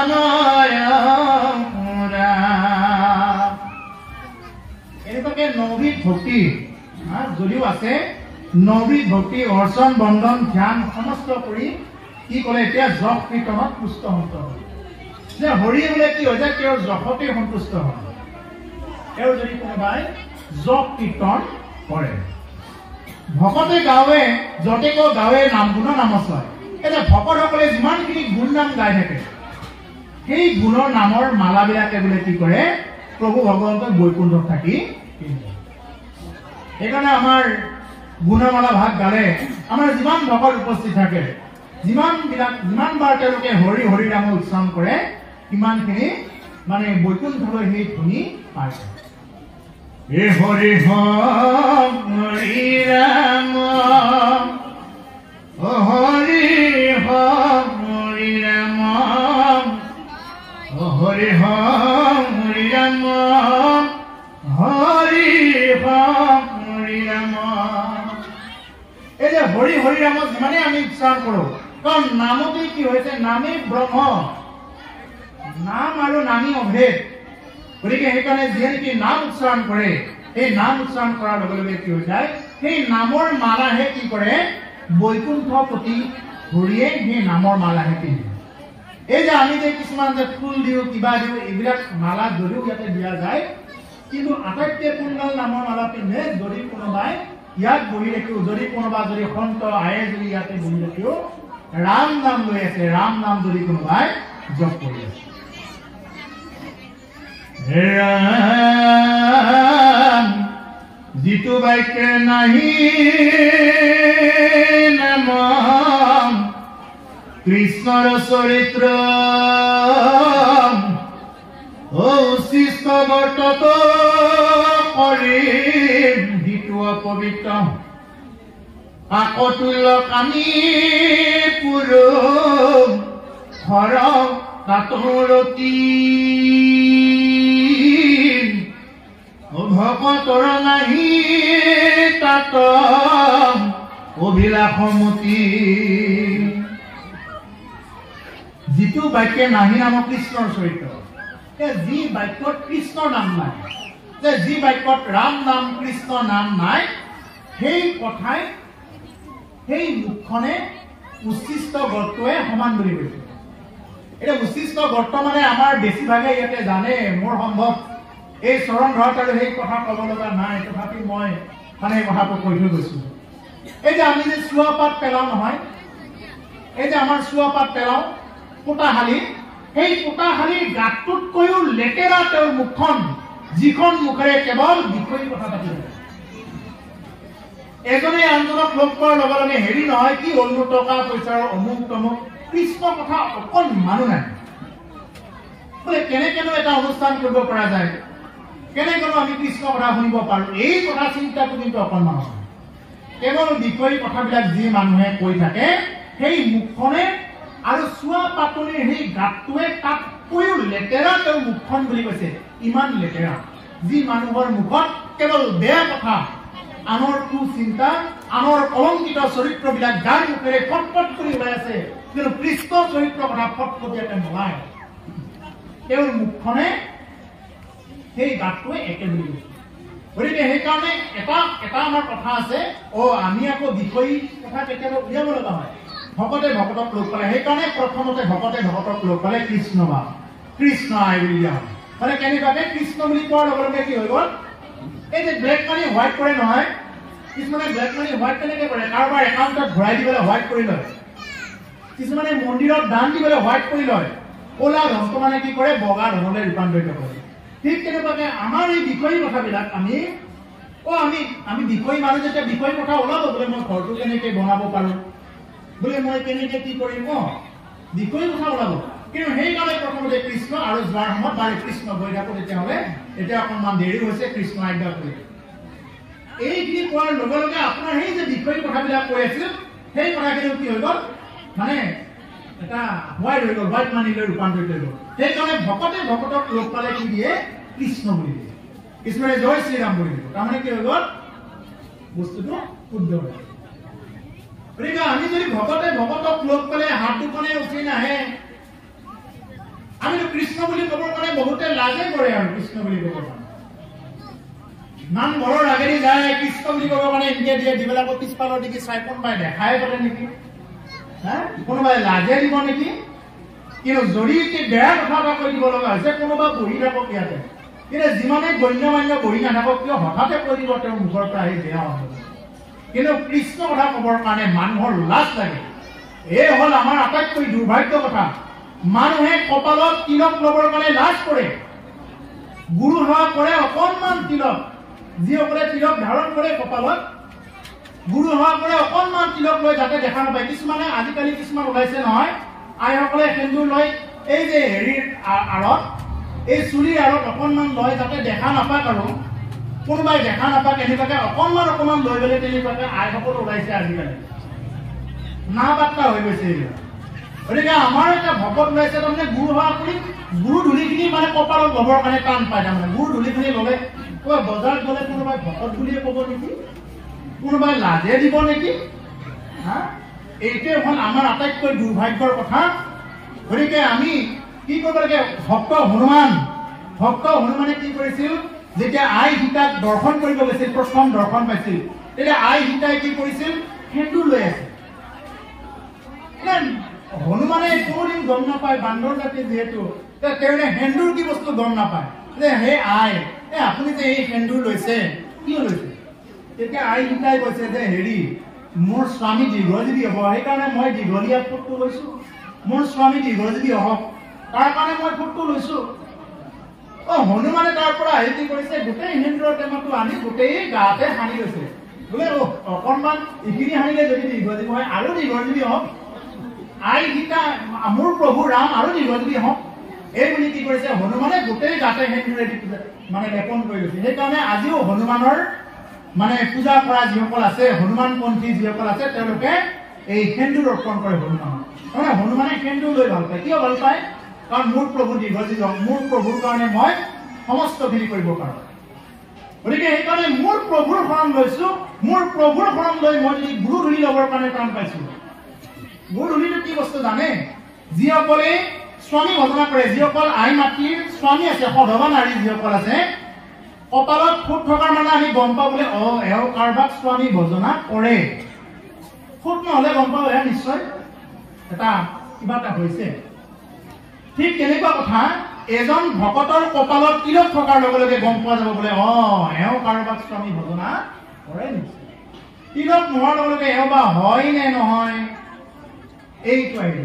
গতিকে সেইকাৰণে আমাৰ সনাতন ধৰ্মত সকলোতে আছে। মোৰ প্ৰভু ভগৱন্ত যিমানবিলাক ৰূপ আছে, যিমান অৱতাৰ আছে, প্ৰত্যেকে তিলক ধাৰণ কৰি আছে। প্ৰত্যেকজন অৱতাৰী পুৰুষে তিলক ধাৰণ কৰিছে। গতিকে তিলক হ'ল ভাৰতৰ সনাতন ধৰ্মৰ অন্যতম বস্তু। তিলক, তুলসী মালা, যেনেকৈ ভকতসকলে মালা জপ কৰে, এইবিলাক বস্তু হ'ল আমাৰ সনাতন পৰিপন্থী বস্তু। এইবিলাক কোনেও নৎসাত কৰিব নোৱাৰে বা নোৱাৰে। গতিকে সেইকাৰণে আমি যাতে তেনেকুৱাকে আমি পূৰ্বপুৰুষক আমি স্মৰণ কৰি, প্ৰভু ভগৱন্তক স্মৰণ কৰি যাতে আমি চলি যাব পাৰোঁ।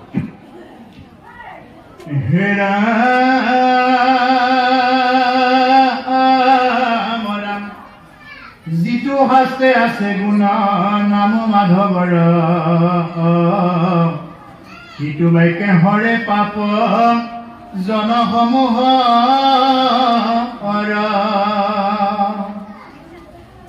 ভকতিবিহীন জ্ঞান কৰ্ম হবে বেঠ, পঢ়িলো স্বৰূপে বেদান্তৰ তত্ত্ব অৰ্থ। সেই প্ৰভুসকলে যে বেদান্তৰ তত্ত্ব অৰ্থটোকে ক'লে, কি বুলি ক'লে? যিটো শাস্ত্ৰে আছে গুণ নাম মাধৱৰ, যি শাস্ত্ৰত মাধৱৰ গুণ নাম আছে, সিটো বাক্যে হৰে পাপ জনসমূহৰ। সেই বাক্যহে কি কৰে? গোটেই সমূহ লোকৰ পাপ নাশ কৰি দিব পাৰে। যিমান পাপ আছে সেই মহা মহা পাপকো নাশ কৰি দিব পাৰে। কিন্তু আপোনালোকে এটা কথা নাভাবিব, আজি ভাগৱত শুনিলো, আজিৰ পৰা আমাৰ পাপ চব শেষ, এই বস্তুটো ভাবি নল'ব। কেতিয়াও নাভাবিব আজি ভাগৱত শুনিলো, আজি সন্ত সংগত আহিলো, আজিৰ পৰা আৰু মোৰ পাপ শেষ, এইটো নহয়। পাপটো কি হৈ যায়? এই গজালি ওলোৱা বীজৰ নিচিনা। মানে এই যেনেকুৱাকে পাহাৰত বনজুই লাগে নহয়, পাহাৰত বনজুই লাগে, বনজুই লাগিলে কি হৈ যায়? এই গোটেই পাহাৰৰ গছ গছনি লতাবিলাক জ্বলি ছাই হৈ যায়। কিন্তু যেতিয়া নেকি আকৌ এজাক বৰষুণ আহি যায়, আকৌ পুনৰ গজালি মেলি সেই পাহাৰখনত তেনেকুৱাকে ওলাই আহে বস্তুবিলাক। ঠিক তেনেকুৱাকে আমাৰ পাপবিলাকো তেনেকুৱা। আজি কৃষ্ণ কথা শুনিছো, আজি আমাৰ পাপ শেষ হ'ল, সঁচা। কিন্তু আকৌ আমি যদি কালিৰ পৰা আকৌ পাপ আচৰণ কৰিব ধৰো, তেতিয়াহ'লে কি হ'ব? আকৌ আমাৰ পাপে গজালি মেলিব। সেইকাৰণে পাপৰ কেতিয়াও শেষ নহয়। মোৰ শেষ উশাহ থকা পৰ্যন্ত, শেষ টোপাল তেজ থকা পৰ্যন্ত আমি কি কৰিব লাগিব? কৃষ্ণ নাম, ৰাম নাম ল'ব লাগিব। তেতিয়াহে আমাৰ কি হ'ব? সিদ্ধি হ'ব, নহ'লে কিন্তু সেই সিদ্ধিটো নহ'ব। গতিকে সেইকাৰণে কৈছে, ভকতি কি কৰে সংসাৰৰ বন্ধনা, ভকতিৰ প্ৰভাৱ শুনিও ব্যাসৰি। গতিকে যে ভকতিয়ে কি কৰে? সংসাৰ বন্ধৰ পৰা কি কৰিব পাৰে? নাশ কৰিব পাৰে। যে সংসাৰৰ পুনৰূপী জনম, পুনৰূপী মৰম হ'ব নালাগে। আমাৰ এই বিষয় সংসাৰত মানুহবিলাকে কি কৰিব লগা হয়? পুনৰবাৰ জন্ম ল'ব লগা হয়, পুনৰবাৰ মৰিব লগা হয়, আকৌ জন্ম, আকৌ মৰণ, এইবিলাক বহুত কষ্টকৰ হয়। সেইকাৰণে জনমটো বহু ৰাৱে জনমক ৰোধ কৰিব পৰা এটাই বস্তু আছে, কি? কৃষ্ণ সেৱা, কৃষ্ণ সাধনা, ভক্তি কৰিব লাগে। বিনা গুৰু চৰণে ভকতি ৰকতি মুকুতি কবহু নহয়, কেতিয়াও নহয়। গুৰু ল'ব লাগিব। গুৰু ল'লেহে কি হ'ব? সেই ভকতিৰ মুকুতিবিলাক হ'ব। যদিও ভকতে মুক্তি বাঞ্ছা নকৰে, তথাপিও তেওঁ গুৰু ল'লেহে সেইবিলাক কৃতাৰ্থ হ'ব। গতিকে সেইকাৰণে এই কথাটো কৈছে যে সংসাৰ বন্ধনৰ পৰা, সংসাৰখনত আমাৰ তিনিপুৰা যিয়ে আমাক সদায় গ্ৰহণ কৰি আছে, আদি ভৌতিক তাপ, আদি দৈনিক তাপ, আধ্যাত্মিক তাপ, এই তিনিপুৰা তাপে সদায় গ্ৰহণ কৰি আছে। গতিকে এই তিনিপুৰা তাপৰ পৰা পৰিত্ৰাণ পাবৰ কাৰণে আমাৰ কি আছে? এটাই উপায় আছে যে প্ৰভু ভগৱন্তৰ নাম গুণ ল'ব লাগে। নাম গুণ ল'লে কি কৰিব পাৰে? সেই তাপৰ পৰাও কি? তাপত্ৰয়ো বিনাশায়া শ্ৰীকৃষ্ণই বয়ম নাম বুলি কৈছে। গতিকে সেইকাৰণে যে তাপত্ৰয়ো, তিনি তাপৰ পৰা নিবাৰণ কৰি দিব পৰা একমাত্ৰ ঈশ্বৰ হ'ল সেইজন ভগৱন্ত কৃষ্ণ, কাল মায়াৰ অধিকাৰী। গতিকে সেইকাৰণে কেৱলে ভকতিক দিয়া উপদেশ, ভকতি কৰে সংসাৰ বৰ্ণনা, ভকতি প্ৰভাৱ শুনিও ব্যাসৃতি। গতিকে সেই ব্যাস ভকতিৰ কি প্ৰভাৱ সেই সম্পৰ্কে এতিয়া মই কৈ যাম। স্বধৰ্মক তেজী ভজে কৃষ্ণক সম্প্ৰতি, তাত প্ৰেম পূৰ্ণ যেবে নভয় সম্প্ৰতি নভৈল ভকতি বহিল ভ্ৰষ্ট যদি বায়ল্পতে গৈল প্ৰাণ জানা নাহি তথাপিতা হাৰ কল্যাণ এয়া স্বধৰ্মক তেজি ভজে কৃষ্ণ সম্প্ৰতি তাত প্ৰেম পূৰ্ণ ভৈলে দেৱে নভৈল ভকতি এয়া যিয়ে নেকি স্বধৰ্মক নিজৰ যিটো নেকি মানে আমাৰ ধৰ্ম হ'ব লাগে যিটো নেকি মোৰ নিজৰ ধৰ্ম হ'ব লাগে সেই ধৰ্মবিলাক আমি কি কৰিব নালাগে ত্যাগ কৰিব নালাগে আমাৰ মানুহৰ ধৰ্ম কি হ'ব লাগে মানৱতাটো কি হ'ব লাগে মানুহৰ ধৰ্ম পাই গ'লে যদি আমি অন্য জীৱ জন্তুৰ নিচিনাকৈ আচৰণ কৰোঁ তেতিয়া কিন্তু নহয় অৰ্থাৎ মানুহে ধৰ্মবিলাক দিনক দিনে লোপ পাই লৈ যায় আপোনালোকে লক্ষ্য কৰিব বাকী কিন্তু ধৰ্মবিলাক ত্যাগ নকৰে এটা গৰুক যদি তাৰ আগত যদি আমি ঘাঁহ বনৰ সলনি যদি তাক যদি মাছ দিওঁ মাংস দিওঁ গৰুৱে কিন্তু কোনোদিন সেইবিলাক নাখায় যিমান ভকত নাথাকক কিয় গৰুৱে এইবিলাক নাখায় আকৌ এটা বাঘক যদি আমি যদি যিমানে ভকত নাথাকক কিয় তাৰ আগত যদি আমি ঘাঁহ দিওঁ খাব নেকি খুব ধুনীয়া ধুনীয়া ঘাঁহ আনি দিলোঁ বাঘটোৰ আগত খাব নেকি নাখায় কিন্তু মানুহে একমাত্ৰ পানী যাকে পায় তাকে খায় কোনো সময়ৰ নিৰ্ধাৰিত বস্তুটোৱে নাই এই ৰাতি ৩টা বজাত পালেও খাব ২টা বজাত পালেও খাব আগত যি কৰে তাকে খায় মানুহে হ'ল একমাত্ৰ প্ৰাণী যাৰ নিজৰ ধৰ্ম ৰাখিব নাজানে গতিকে সেইকাৰণে মানুহে যাতে মানৱতাটো জীয়াই ৰাখিব পাৰে অন্য প্ৰাণীবিলাকক যাতে উপেক্ষা কৰি চলিব লগা নহয় ভক্তিৰ পথত যাবৰ কাৰণে আমাৰ প্ৰথমতে আমি চাব লাগিব আমি অন্য জীৱক যাতে আমি মাৰি কাটি পেলাই আমি খাব লগা নহয় অন্য জীৱৰ ভিতৰত যদি আমি ঈশ্বৰকে দেখা নাপালে আমাৰ ভকতি নহয় গতিকে ভকতিৰ প্ৰথম স্তৰ যাবৰ কাৰণে আমি মাছৰ পৰা আদি কৰি কাছৰ পৰা আদি কৰি প্ৰত্যেকৰ ভিতৰত মানুহ আদি কৰি প্ৰত্যেকৰ ভিতৰত যাতে আমি পৰম ব্ৰহ্মক সাক্ষাৎ কৰিব পাৰোঁ তাকে বৰগীতত খুব সুন্দৰকৈ কৈছিল হে নাৰায়ণ কাহে ভকতি পাৰো হে নাৰায়ণ যে তোমাৰ ভকতি কেনেদৰে কৰে যত জীৱ জংগম কীটপ তংগম অগণগ জগতেৰি কায়া যে যত জীৱ জংগম কীটপ পতংগম গোটেই জীৱ জগতৰ নিখিল জগতৰ প্ৰত্যেকটো কণ কণত সৰ্বভূতৰ্তি হৈ আছে ঈশ্বৰ পুৰুষ বিদ্যমান হৈ আছে ভকতি কৰিব লাগিলে প্ৰথমতে আমি এইটো বস্তু বুজি ল'ব লাগিব যে প্ৰত্যেকৰ ভিতৰত কি হৈছে ঈশ্বৰ পুৰুষ বিদ্যমান হৈ আছে তাকে কৈছিল ইখস ৰূপে হৰি সমঘতে বৈঠা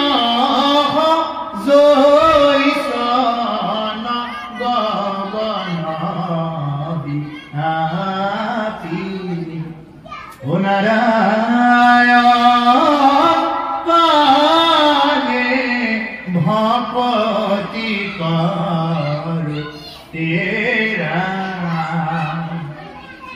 যে ঈশ্বৰ স্বৰূপে হৰি সকলোতে বৈঠক হয় ঈশ্বৰ স্বৰূপে কি কৰি আছে হৰিয়ে সকলোৰে ভিতৰত বহি আছে গতিকে সেইকাৰণে আমি প্ৰতিকে আমি ঈশ্বৰ বুদ্ধিয়ে দেখা পাব লাগে ইয়াত আপোনালোক যিমানবিলাক বহি আছে প্ৰত্যেকে আত্মা আমি দেহেৰে চাব নালাগে আমি আত্মদৃষ্টিৰে চাব লাগে অমুকেহে বহি আছে এনেকুৱা নহয় আত্মদৃষ্টিৰে চাব লাগে এইবিলাক ক'ব লাগিলে বহুত কথা বহুত সময় লাগে একে সময়তে কোৱা টান তথাপি কৈছো মই আৰু মোৰ শৰীৰটো হ'ল বেলেগ বেলেগ এইটো কিন্তু সদায় জানিব লাগিব এই হিমাংশু এইটোৱে মই নহয় মোৰ শৰীৰটো আৰু মই বেলেগ বেলেগ বস্তু মোৰ শৰীৰটো নামে হিমাংশু কিন্তু মইটো বেলেগ বস্তু তাকে পৰীক্ষিতক কৈছে মহামুনি ভূপদেৱে এই পৰীক্ষিত ক'ব যায় অলপ পিছত যে তুমি আৰু তোমাৰ শৰীৰটো পৃথক পৃথক এইটোৱে হ'ল সঁচা কথা কিন্তু আমি কি কৰোঁ আমাৰ শৰীৰটোকে সঁচা বুলি ভাবি পেলাই আমি আমাৰ শৰীৰটোক লৈ তেনেকুৱাকৈ ব্যস্ত থাকোঁ এইকাৰণে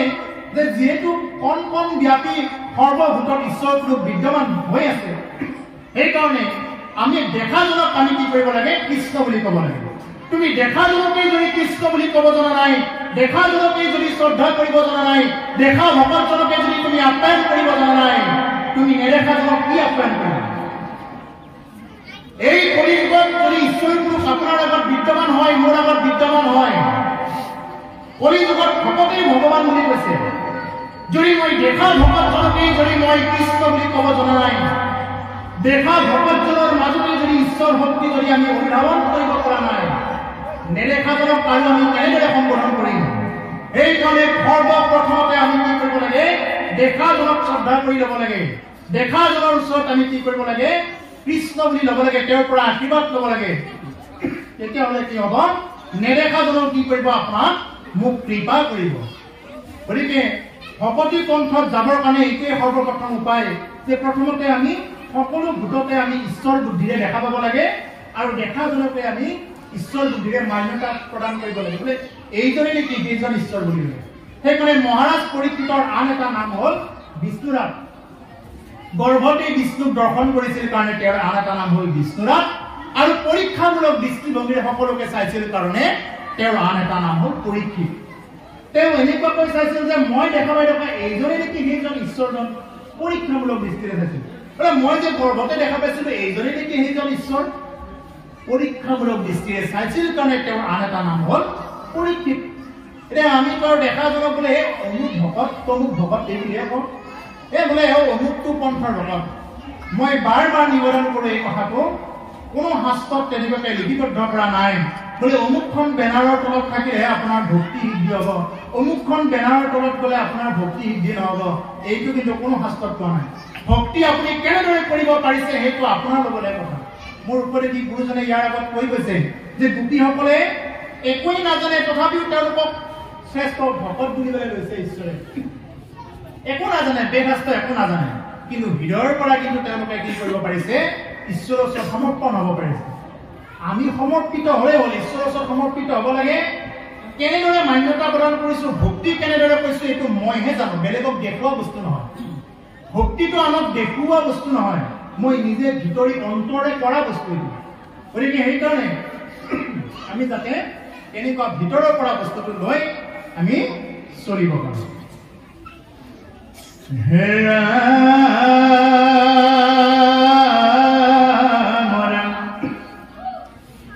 ঊৰ্ধ্ববাহু কৰি হেৰা কৰো অংগীকাৰ, অধম জাতিটো যদি জন্ম ভৈলতা,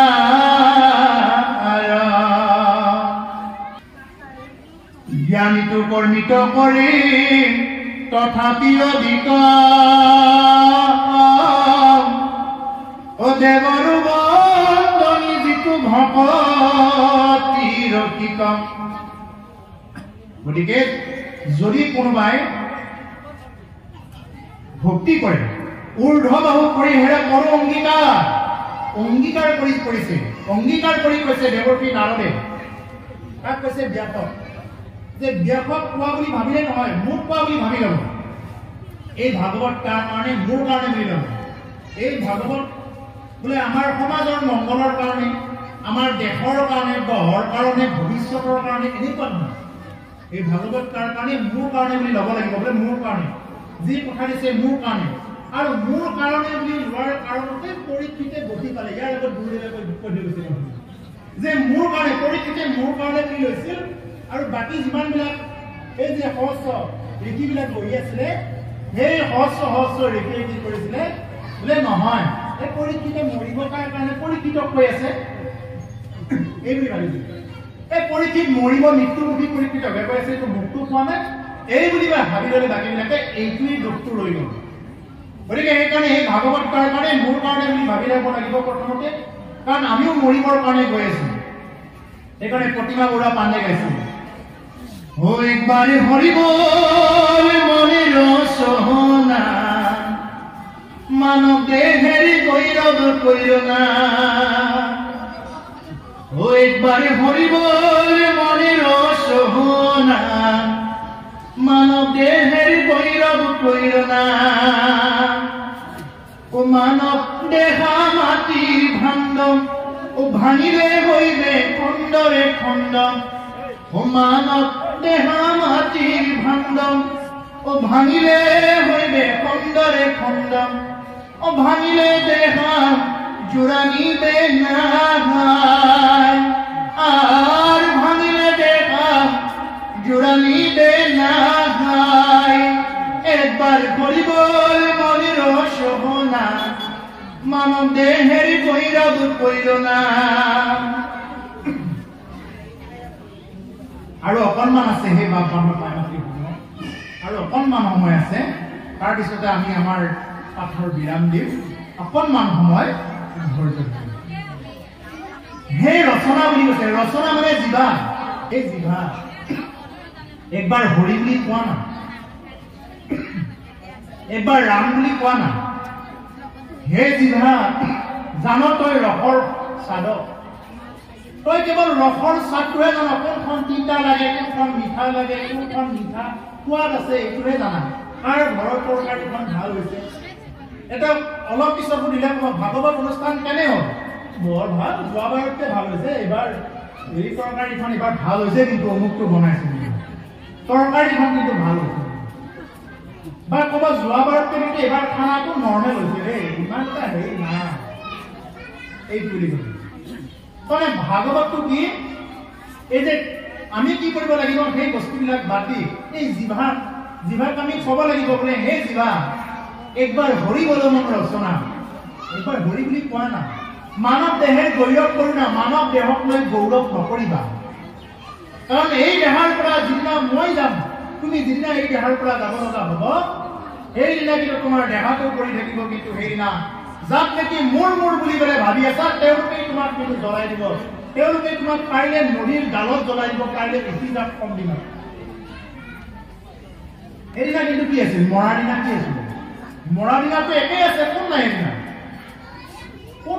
মই নাই মই মানে কোনে নাই এই মই আত্মা নাই সেইদিনা বাকীটো হাত ভৰিখিনি ঠিকে আছে মানুহ মৰিলে কি থাকে হাত ভৰিখিনিতো ঠিকে থাকে চকু কাণ ঠিকে থাকে একেই থাকে কোন নাই সেইদিনা মই নাই বোলে তেওঁ নাই আৰে বডিটো এইটো বডি বুলি ক'ব এইটো বডিটো তাৰমানে কি আমি ইতিমধ্যে আমি ইমান দিন কি হয়তো বডিহে আমাৰ এইটো মইটো বেলেগ বস্তু মোৰ দেহাটো বেলেগ বস্তু আৰু এই তত্ত্বটো কি ল'ব লাগে আমি শ্ৰেষ্ঠ মাৰ্গ এইটো এই বুলি ল'ব লাগে আমি দেহৰহে কলা বগা ওখ চাপৰ ধনী দুখীয়া পুৰুষ মহিলা ডেকা বুঢ়া এইবিলাক থাকে দেহাৰহে চুলি পকে দাড়ি পকে আত্মা নপকে আত্মা একেই হয় মানুহৰ তাত যেনেকুৱা আত্মা হাতীৰ তাতো সেনেকুৱাই আত্মা গৰু ছাগলৰ মাছৰ তাতো তেনেকুৱাই আত্মা কিন্তু দুৰ্ভাগ্যৰ কথা আমি মাছবিলাকতে কি কৰি থাকো আমি হিংসা কৰি থাকো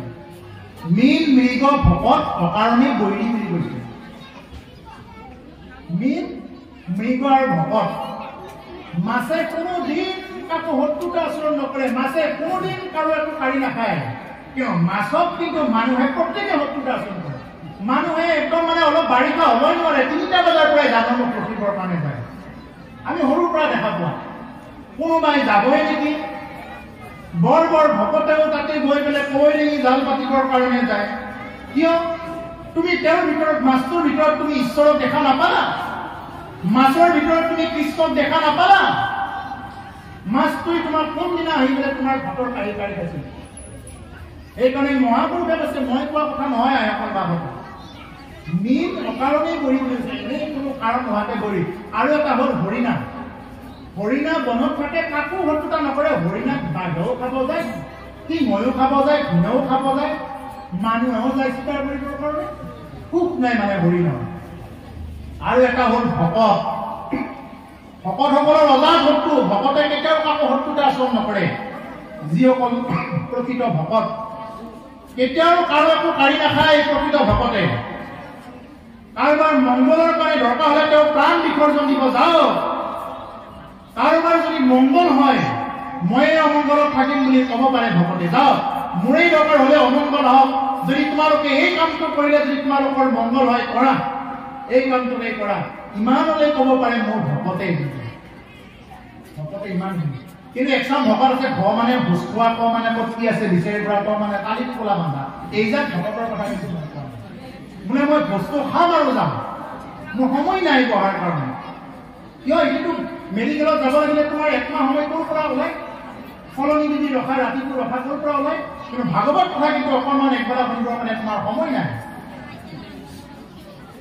গতিকে সেইকাৰণে ভকতৰ কি অজাত শত্ৰু কোনো ভকতৰ বেলেগ ভাগ অভকতৰ পৰা কেতিয়াও সাৰি নাথাকে কিন্তু ভকত শ্ৰেণীটোক কেনেকে পাৰি কুকৃতি কৰি কেনেকে পাৰি তললৈ দিব পাৰিলে ভাল আছিল অকণমান বুলি ক'লে দিনে ৰাতিয়ে লাগি থকা এটা শ্ৰেণী আছে ভকত শ্ৰেণীটোক কেনেকে অলপমান দুৰ্বল কৰি দিব পাৰি এই বস্তুটো ভাবি ৰখা এতিয়া বহুত ওলাইছে গতিকে সেইকাৰণে যে ভকতৰ যাতে নিন্দা কৰিব লগা নহয় ভকতৰ যাতে বিৰোধ কৰিব লগা নহয় প্ৰভু ভগৱন্তই কি কৰে প্ৰভু ভগৱন্তৰ নিন্দা কৰিলে ভগৱন্তই নিজে ক্ষমা কৰে যা একো নহয় যা মোৰে নিন্দা কৰিছে হিৰণ্যকশিপুৱে যেতিয়া ঈশ্বৰ নিন্দা কৰিছে একো কাৰণে তেতিয়া নৰসিংহৰো হোৱা নাই যেতিয়া নেকি প্ৰহ্লাদক যেতিয়া নেকি বাৰে বাৰে অপমান কৰিছে বাৰে বাৰে যেতিয়া মাৰিবৰ কাৰণে কিবা কৰিছে ছাল ৰচিছে এতিয়া কি কৰিছে নৰসিংহ ৰূপ ধৰি বহুৱাই লৈছে এইখিনি কাহিনী আপোনালোকে জানে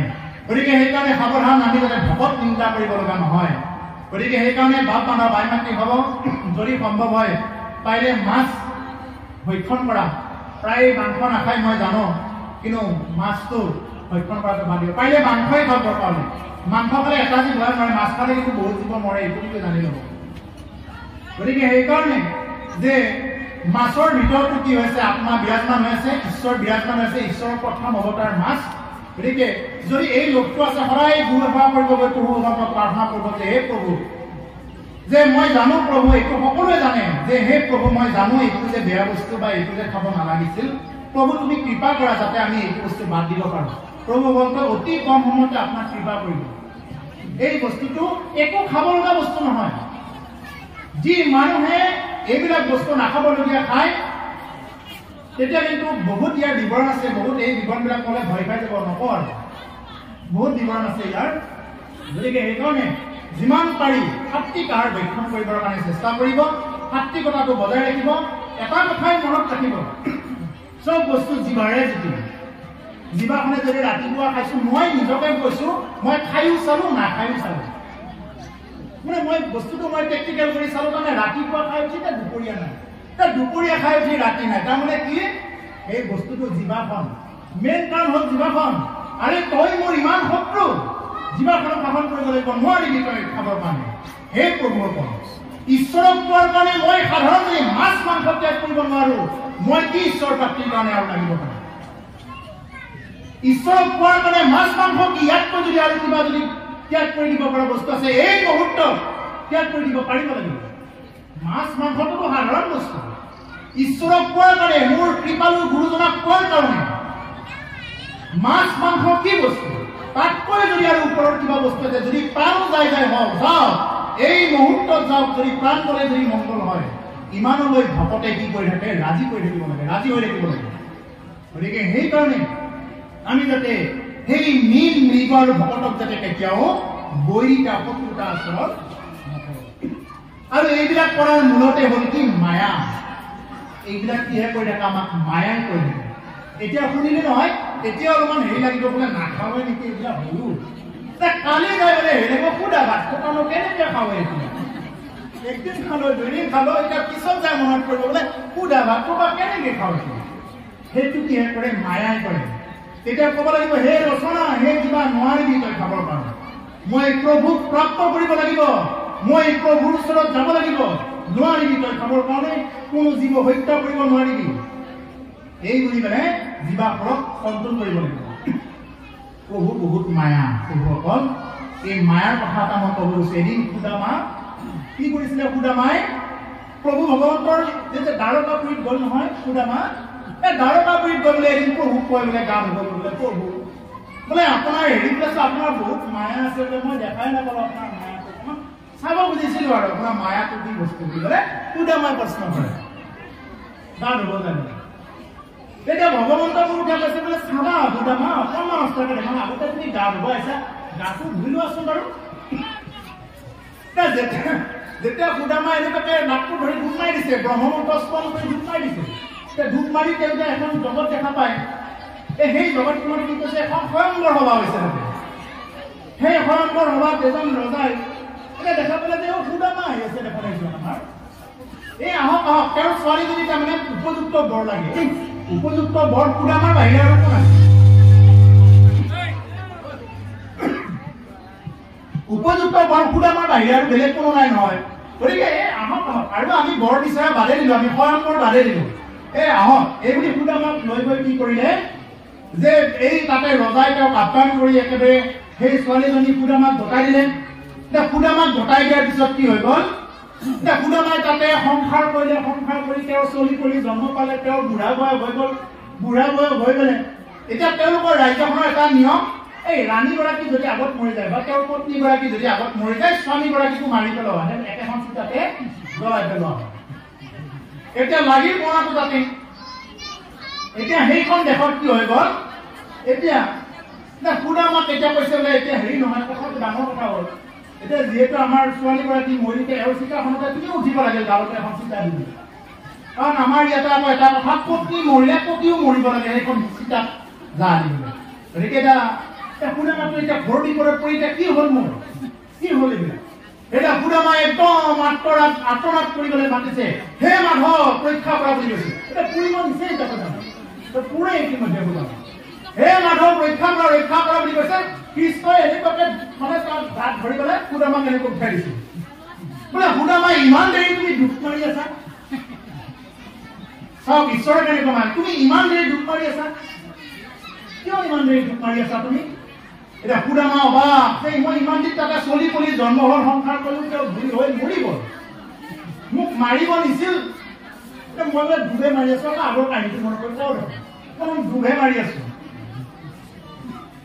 তাৰমানে কি বস্তু এইটোৱে হ'ল ঈশ্বৰৰ মায়া এই ঈশ্বৰৰ মায়া এনেকুৱা বস্তু গতিকে সেইকাৰণে ঈশ্বৰীয় মায়া যাতে নপৰোঁ আমি যাতে বিষ্ণু মায়া পাওঁ হে প্ৰভু যাতে আমাক প্ৰভুৰ মায়াই পাওঁ বিষ্ণু মায়াই পাওঁ বিষয়ী মায়া যাতে আমাক নাপাওঁ বিষয়ী মায়াই পাব লাগিলে হৈছে আৰু গতিকে সেইকাৰণে যে আমাক আমি এটা কথাই প্ৰাৰ্থনা কৰিব লাগে প্ৰভু এই মায়াবিলাকৰ পৰা যাতে আমাক কি কৰা নিশ্চয় কৰি আনা প্ৰভু গতিকে সুদামাৰ নিচিনা যদি মায়া দেখিব লগা হয় আমি ইয়াতে থাকিব লাগিব সেইকাৰণে এই কৈছে দিনে দিনে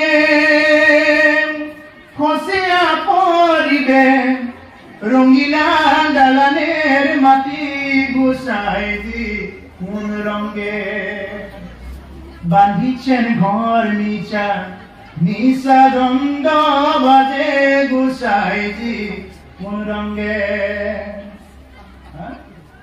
এই ঘৰখন তুমি এনে বান্ধি আছা প্ৰভুসকল মই যিদিনা জন্ম পাইছো সেইদিনা এটা ডেট নিৰ্ধাৰণ হৈ আছে কিন্তু মই মৰিম যে এইটো কোনদিনা মৰিম এইটো নিৰ্ধাৰণ হৈ আছে এই যে আপোনালোকে পেণ্ডেলটো বান্ধিছে পেণ্ডেলটো বন্ধাৰ সময়ৰ পৰা এটা ডেট নিৰ্ধাৰণ হৈ আছে সময়টো গৈ আছে বোলে অমুকটো সময়ত আমি পেণ্ডেলটো গুচাই দিলে নাথাকে আমি কি কৰো আমি এই শৰীৰটোকে সঁচা বুলি মানি পেলাই আমি লৈ থাকো ভৰিয়ে যে কেৱল সঁচা এইটো আমি মানিব নোৱাৰো ভৰিকে কেৱল সঁচা মাত্ৰ